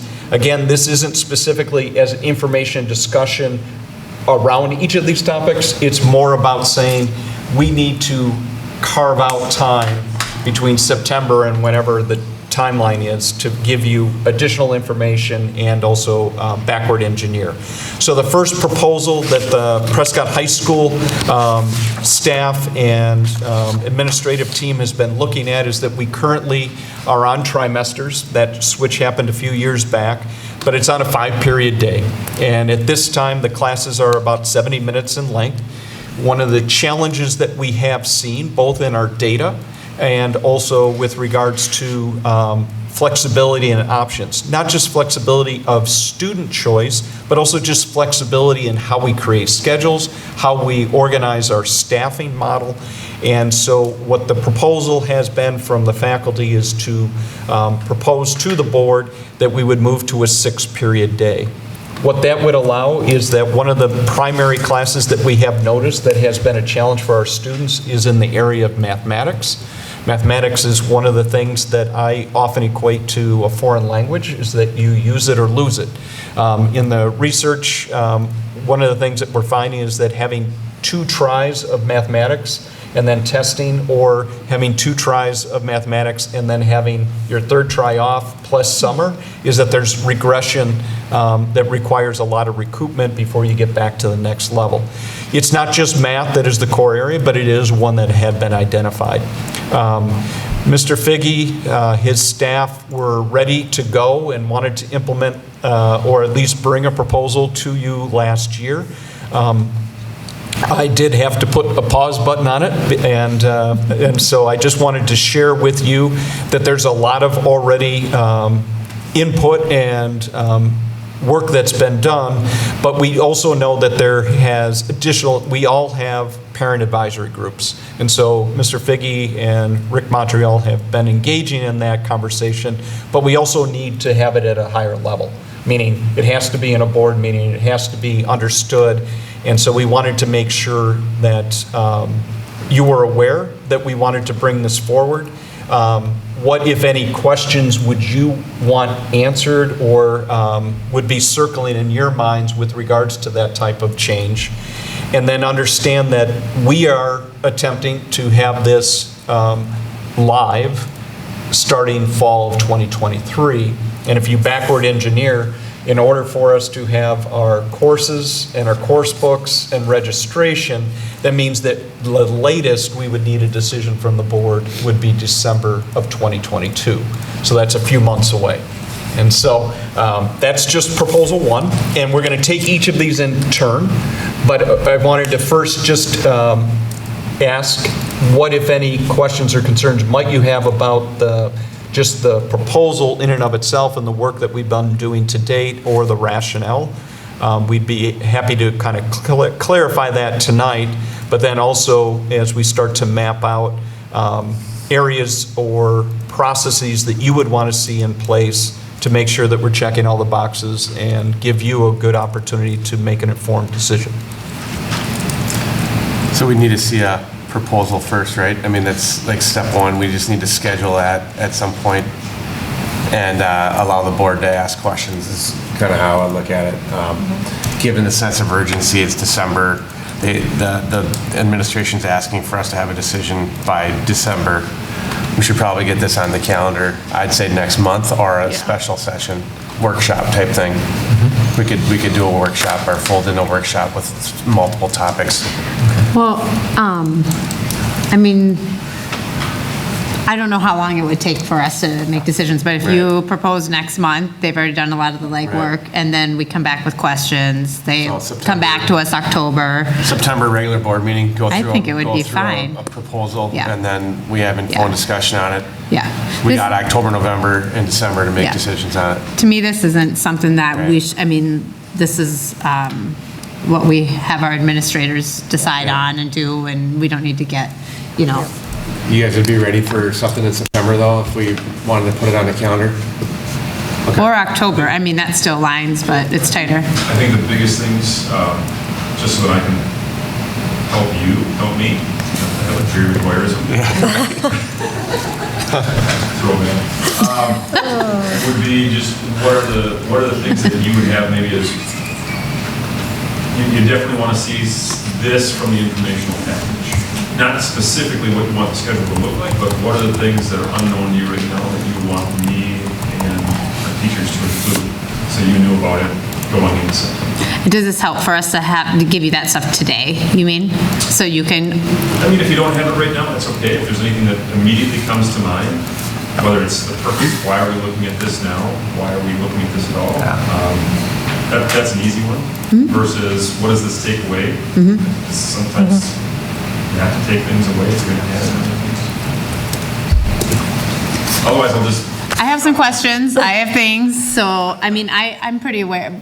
We've moved from 4 to 6 before, and so I know that this is a pretty involved process. I guess for community and for families, I'll have a senior, for example, when this starts. I can understand how it goes, but I also know credits is a really big deal, and so I'm assuming there's going to be some kind of variations with credits, which gets reflected in policy. So that kind of information I think would be really helpful to share. So people have questions, they can think about it.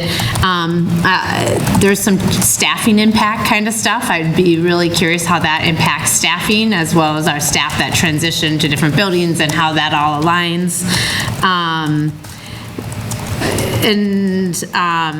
Homeroom cardinal time, would it impact? I mean, I know that there's the give and take that you brought up, so those are kind of some of the things that I would have questions on.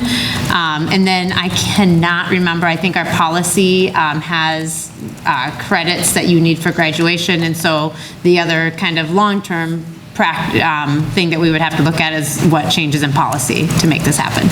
So that off the cusp for me, that's my biggest questions. I assume does this increase course offerings then too? Yeah. I would assume we would have more course offerings. Yeah, so if you just take the teacher scheduling blocks, and I think Dr. Spitz did the math on the bottom there, we go from 60 scheduled blocks a year to 72. Yeah. Part of our purpose would be is Dr. Spitz laid out, taking math from 2 trimesters, for all of the math classes to 3 trimesters, as well as some of our other support classes. So students wouldn't expect to gain 12 electives out of it, but our goal would be to free up the flexibility in their schedule to get more electives. We currently have more electives than we had in our 7-period day. Yeah. But we switched in the heat of COVID, and we knew the trimesters in 5 periods was more flexible, but at the same time we kept it to 5 because we were trying to have fewer touch points during the day and fewer crossover with grades. But now that we're hopefully out of that, we want to have the most ideal version of this schedule. A lot of our students, a lot of our staff respond that they really like the trimester schedule. So our goal is to now hand tailor post-pandemic. Okay. So maybe, I guess the board is kind of getting thrown at us here. If you have questions or you want to forward them to Rick or me and get them over so he can put that all together for Josh, and then hopefully by next month we'll be able to have a good discussion at the regular board meeting. Sound good? Yep. And just kind of, I tried to take notes real quickly, but, you know, if you think from a board perspective, one of the things that you're probably, we would start with is what, if any, policies are impacted? And Tanya, you kind of outlined. So what does that mean for graduation? And how many credits would a student need? And then obviously that kind of cascades down. It depends on what grade level you're in. I think that, does it impact staffing? And how does it align if a staff member, like our art teacher, Ann Cressley, who is across 2 sites, have we planned for that? And so I think those are the things that we can lay out.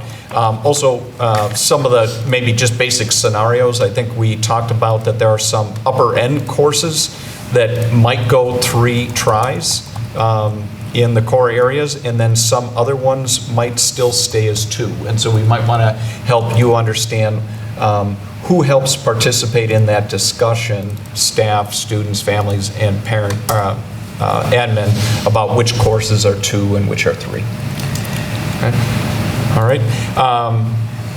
The second and third proposal are linked, and this is in some ways kind of just wanted to link to the Cooley River Trails, is that I had asked Andrew, just to kind of maybe just hit a pause for a second.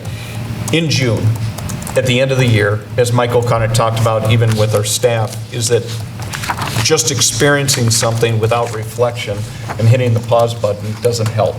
And so it's that we have experienced a lot. The admin team met for 2 half days, and we unpacked the last 12 months and identified proposals that we saw were at the top of our list of where we could go now that we could focus and return to our focus on learning. And so this year we really have, from the time that our staff came back on August 9th, is reimagining our academic model and then making sure that we continue to keep everything in its right level and its right box. So there's a lot of things we could do, there are some things we should do, and there's some things we must do. And so as we start to expand, there's been a lot of requests that we've had to put pause, and that Cooley River Trail was something that we just physically didn't have the mind bandwidth or the personnel to commit to. And so I just wanted to bring that back, and that's why Israel was here. This one is about green space. And so a couple things with regards to green space is that we have the cross-country trail, and we want to partner with the Cooley River Trail system that has multiple components, but we also, on our own property, have a track. And that varsity track, it's like a wood floor. You can refinish it and resurface it 3 times. So you can sand it down, varnish it and everything, but after 3 times, you're going to have to replace it. It is showing premature wearing. We have had the company come back out and work on it this summer, but the next iteration of it is that we have to tear it down to its base and rebuild it. And the reason I mention that is that on the far end is that it has a cost of about $250,000 in order to just replace in the exact same place that it is. The difficulty is that it is currently constrained, is that we are unable to hold multiple team events. And so one of the thoughts we have asked is that one of the things we do well is that we have guiding change documents, and when we do that and bring you options, and we have thought through those and give you an opportunity to have a creative third option, that has worked well for us. And so Andrew has been starting to work on with Mike Hoyka about repair in place and under what condition and when would that take place. Now remember, this is outside the scope of the referendum. So this is something that we have to figure out, where does that money come from? The referendum helps us because now we have both a fund balance and Fund 46. That'll become more important on page 3. The other one is that we repair and enhance. So we do obviously have a lot of space over at the middle school, or the intermediate, I should say, location. And so if we want to enhance it, what is the cost for that? But it has a domino effect, right? It's about maybe potentially moving lights, moving stands, And then, is there at any point in time consideration that you're going to have to take it down to the core and rebuild it? Do you or should we be considering relocating it?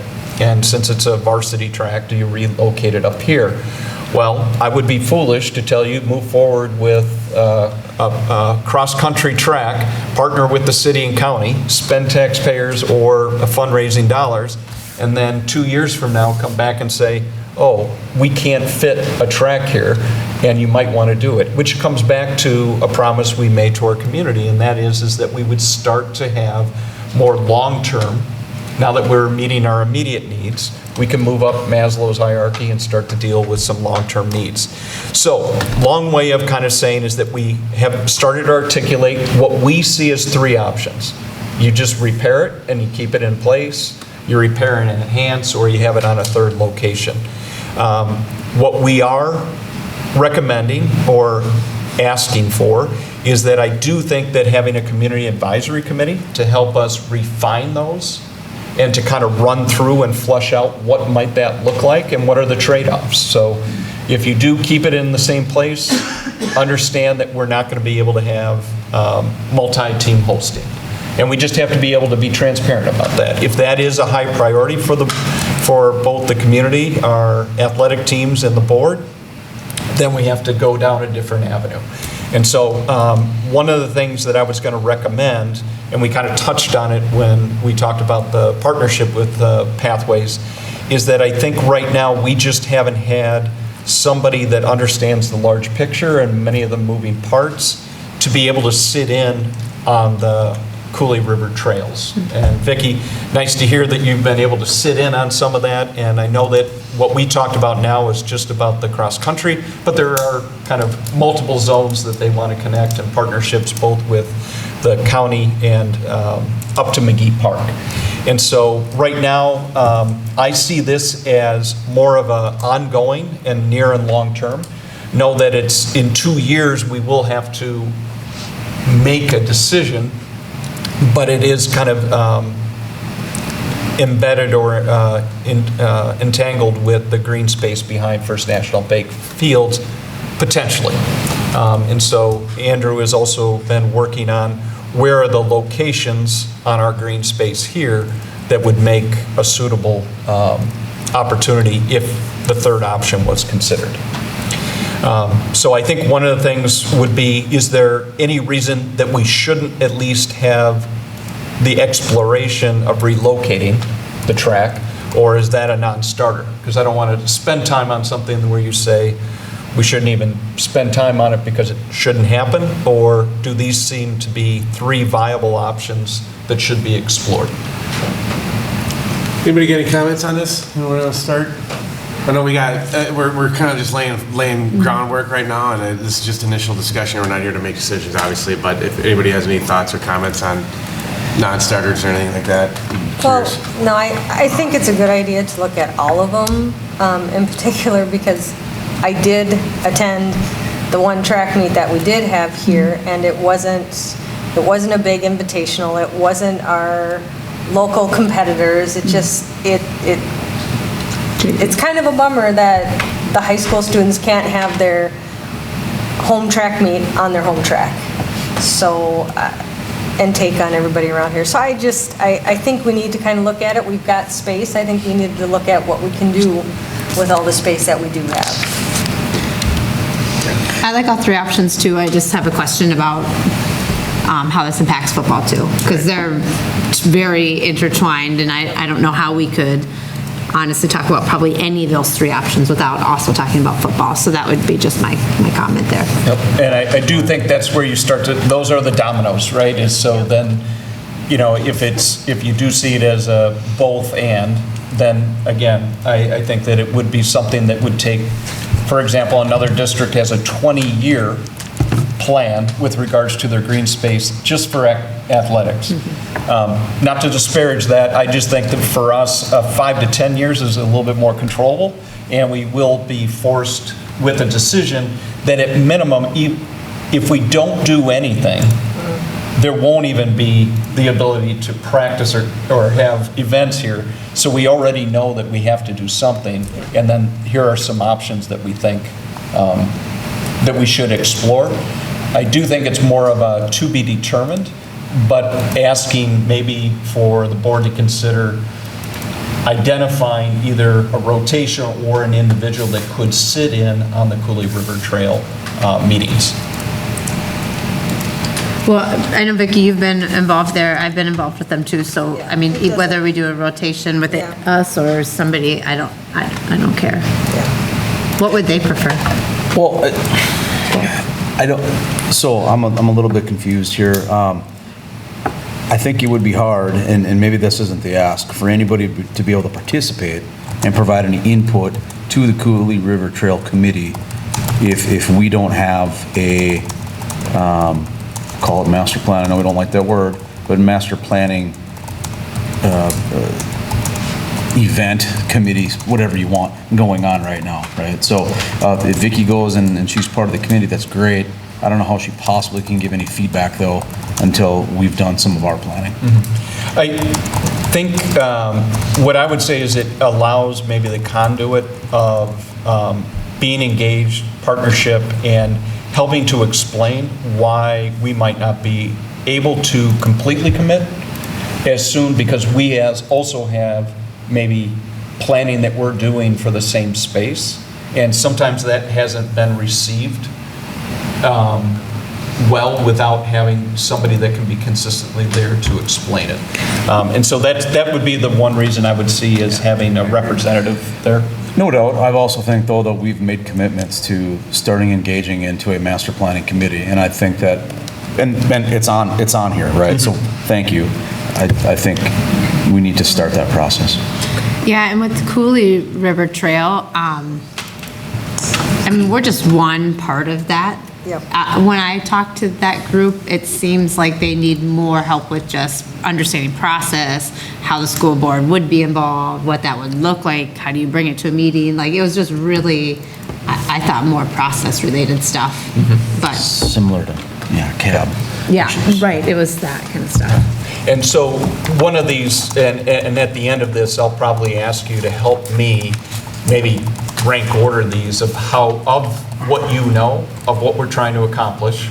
Is there anything that we table? Do we want to, so I put these as proposals, not in priority. It's not priority 1, 2, and 3, and 4. It's just 4 proposals that are out there that we have to kind of, what I think, address some way, somehow.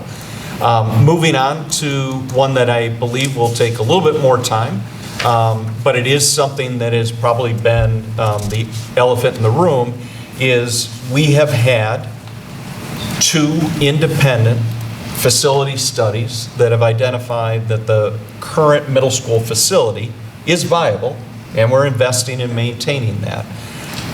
But it's viable more so for 2 grade levels. And that we have our current second largest building footprint with the fewest number of students, and the physical stature of the students in space matches better with our middle school students. It impacts student learning and programming because currently we do not have any flexibility for additional collaboration space or small group instruction based on just how the building, middle school building, is currently situated, and we don't have the money, and the referendum is for infrastructure, not for enhancements. So I believe that it would be in our best interest under our 2 policies. One is that on an annual basis, I'm supposed to update you on where I think the best grade levels should be based on the facilities that are currently present. And I believe that 6th, 7th, and 8th grade, based on the 2 external and also the work that we've done this summer, are a best fit at the intermediate school. It also, policy 1230 is to talk about making sure that we are also efficient with our dollars and using our resources in an economically wise way. We've done really good decision-making to this point. I think that in order to pull off and make sure that we're not underusing a facility, I believe that we should be planning for a fall 2023 of making that swap. There are many different scenarios, many different ways that you could configure that, and I do think that it's best to start with one small step and then continue to use evaluation on how to maximize that space. If we were to try to change the grades that are configured or hang together, it would impact HR, licensure, staffing, programming, materials, curriculum, that would not allow us to make a decision by fall 2023.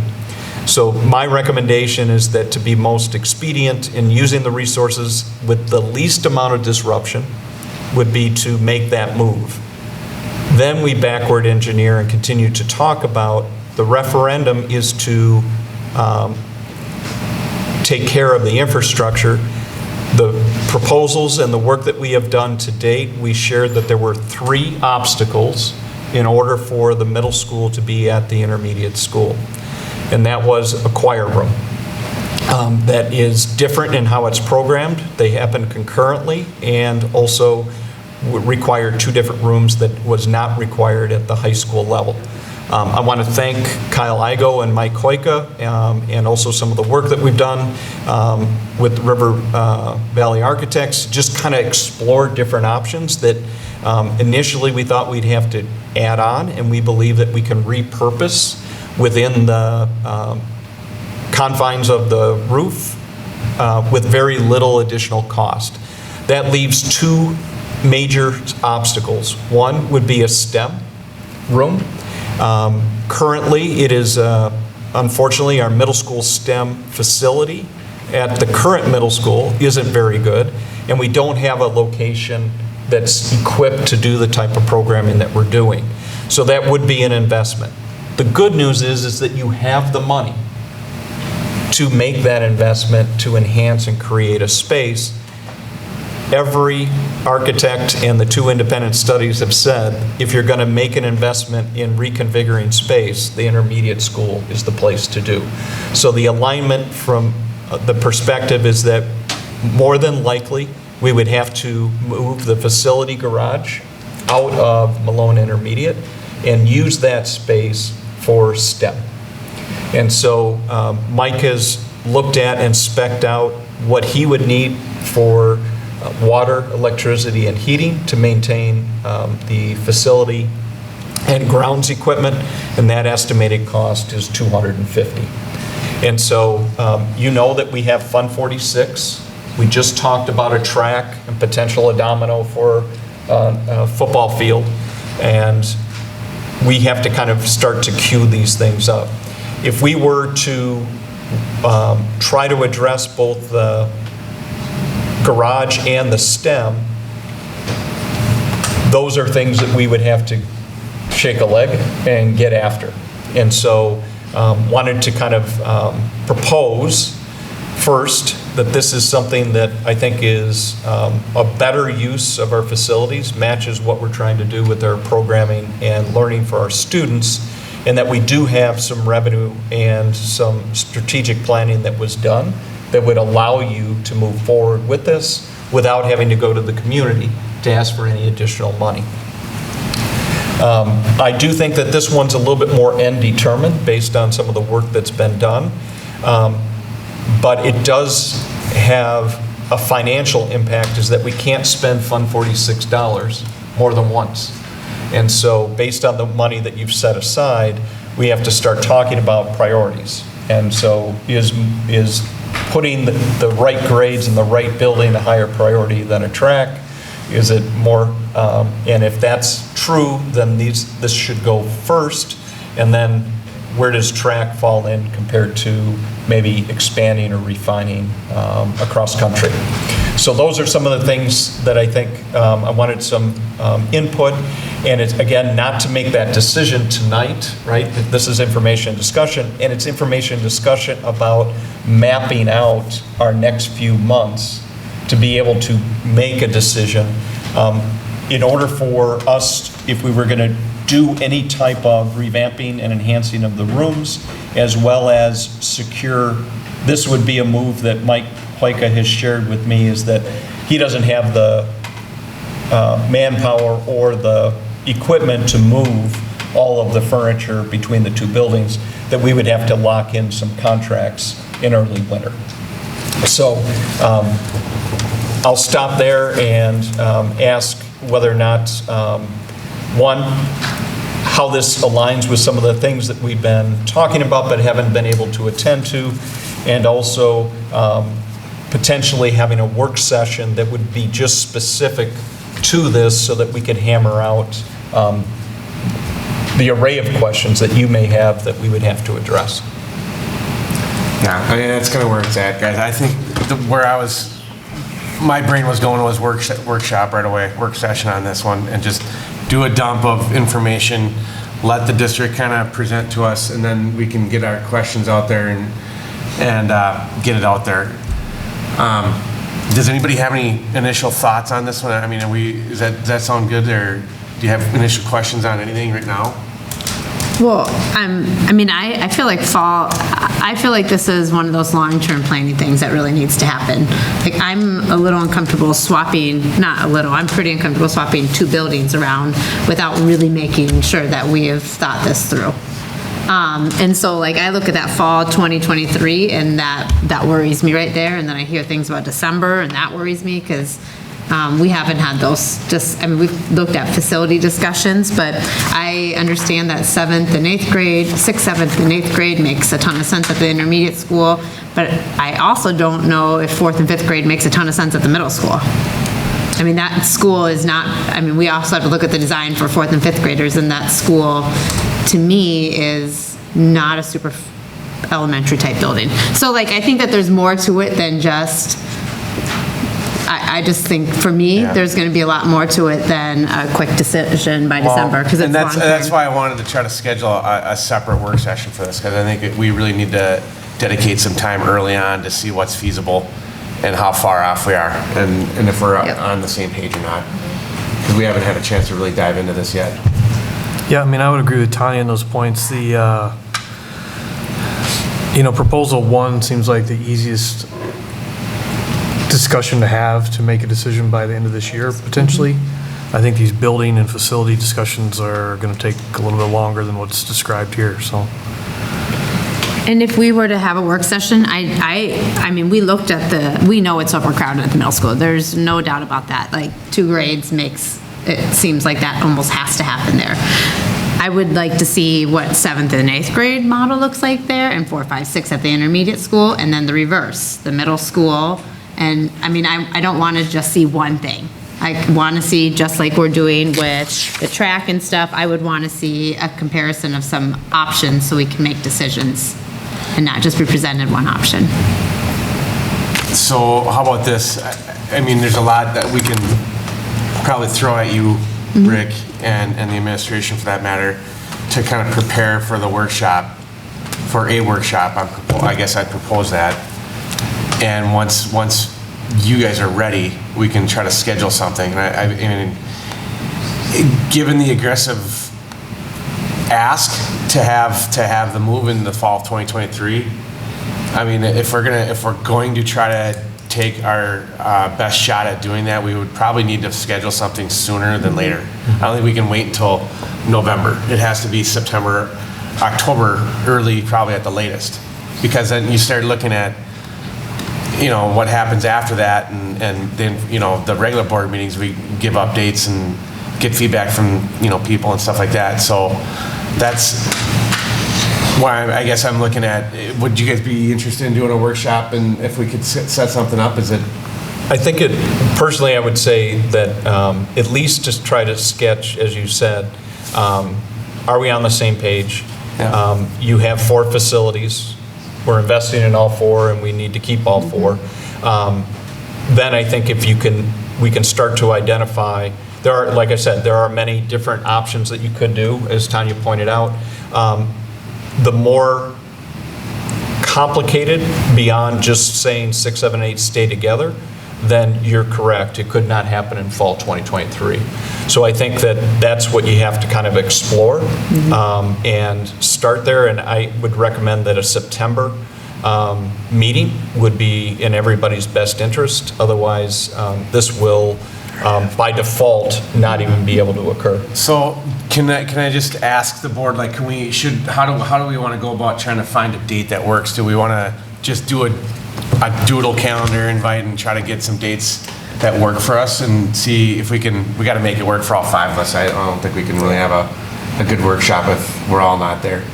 I don't know what everybody's work schedule's like, so I think maybe doodle we could try let's start with September and see if we can find a date there. And if not, then we'll go into, the first week in October and see if there's any dates there. In our Wednesdays. I'll work with everyone on the side too to see if I can expedite the dates and find times that work for everybody.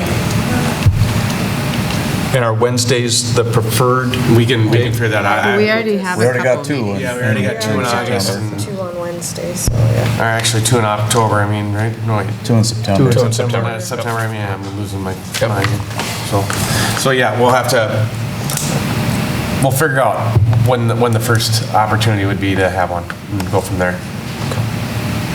But to answer, I don't know if it was a question, but one of the comments you had made, Dr. Spacuzza, was about a 4-building district, and I believe we made that commitment last year. When we agreed to that, we said that, we talked about that pretty extensively, that's what the community wants, that's what we're going to do. So I don't think that, for me, that's not a question. I think as a board, we made that decision already. Yeah, I don't want to send any mixed messages to the public right now. We're not talking about anything we're talking about a possibility of doing a grade shift. That's it. And I think it's really just how are we utilizing our spaces. Yeah, I guess I'm not interested in a workshop about a grade shift without having part of the workshop be how we're going to master plan moving forward. So I don't want to have that conversation in a bubble. Me personally, I'm not interested in it. Okay, well, we'll figure out what the best format then for a workshop would be. And we'll try to do our best to be prepared for it, so it's efficient.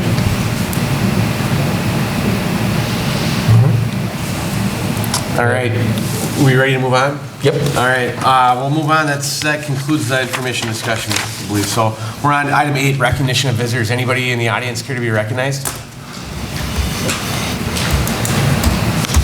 All right. With that, the board will consider a motion to convene in closed session under the exceptions 1985 1E and C in Prescott High School Room 117. And then do you want me to read these 2 right there? Is that enough? What you got in? I would just, you have just the 2 statutes. The 2 statutes that we are going into closed session will be Wisconsin Statute 1985 1E, which is deliberating or negotiating the purchasing of public properties, the investing of public funds, or conducting other specified public business whenever competitive or bargaining reasons require a closed session.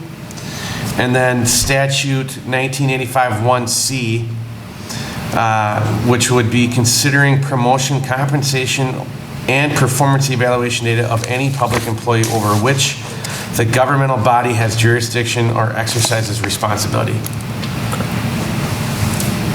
So with that said, we will consider a motion to convene into closed session at, should we say 7:20? 8:20. I'm sorry, we're all, geez, yeah, 8:20, it's not 7:20. 8:20, would that be fair? So moved. Sure. I'll second. All right. Then do we need to go roll call, or is that when we go to closed? Because we're technically going to go into closed at 8:20, so let's just roll call. Steve? Aye. Vicky? Aye. Tanya? Aye. Pat? Aye. And I'm an aye as well. We'll go into closed session at 8:20 in room 117. Thank you, everyone.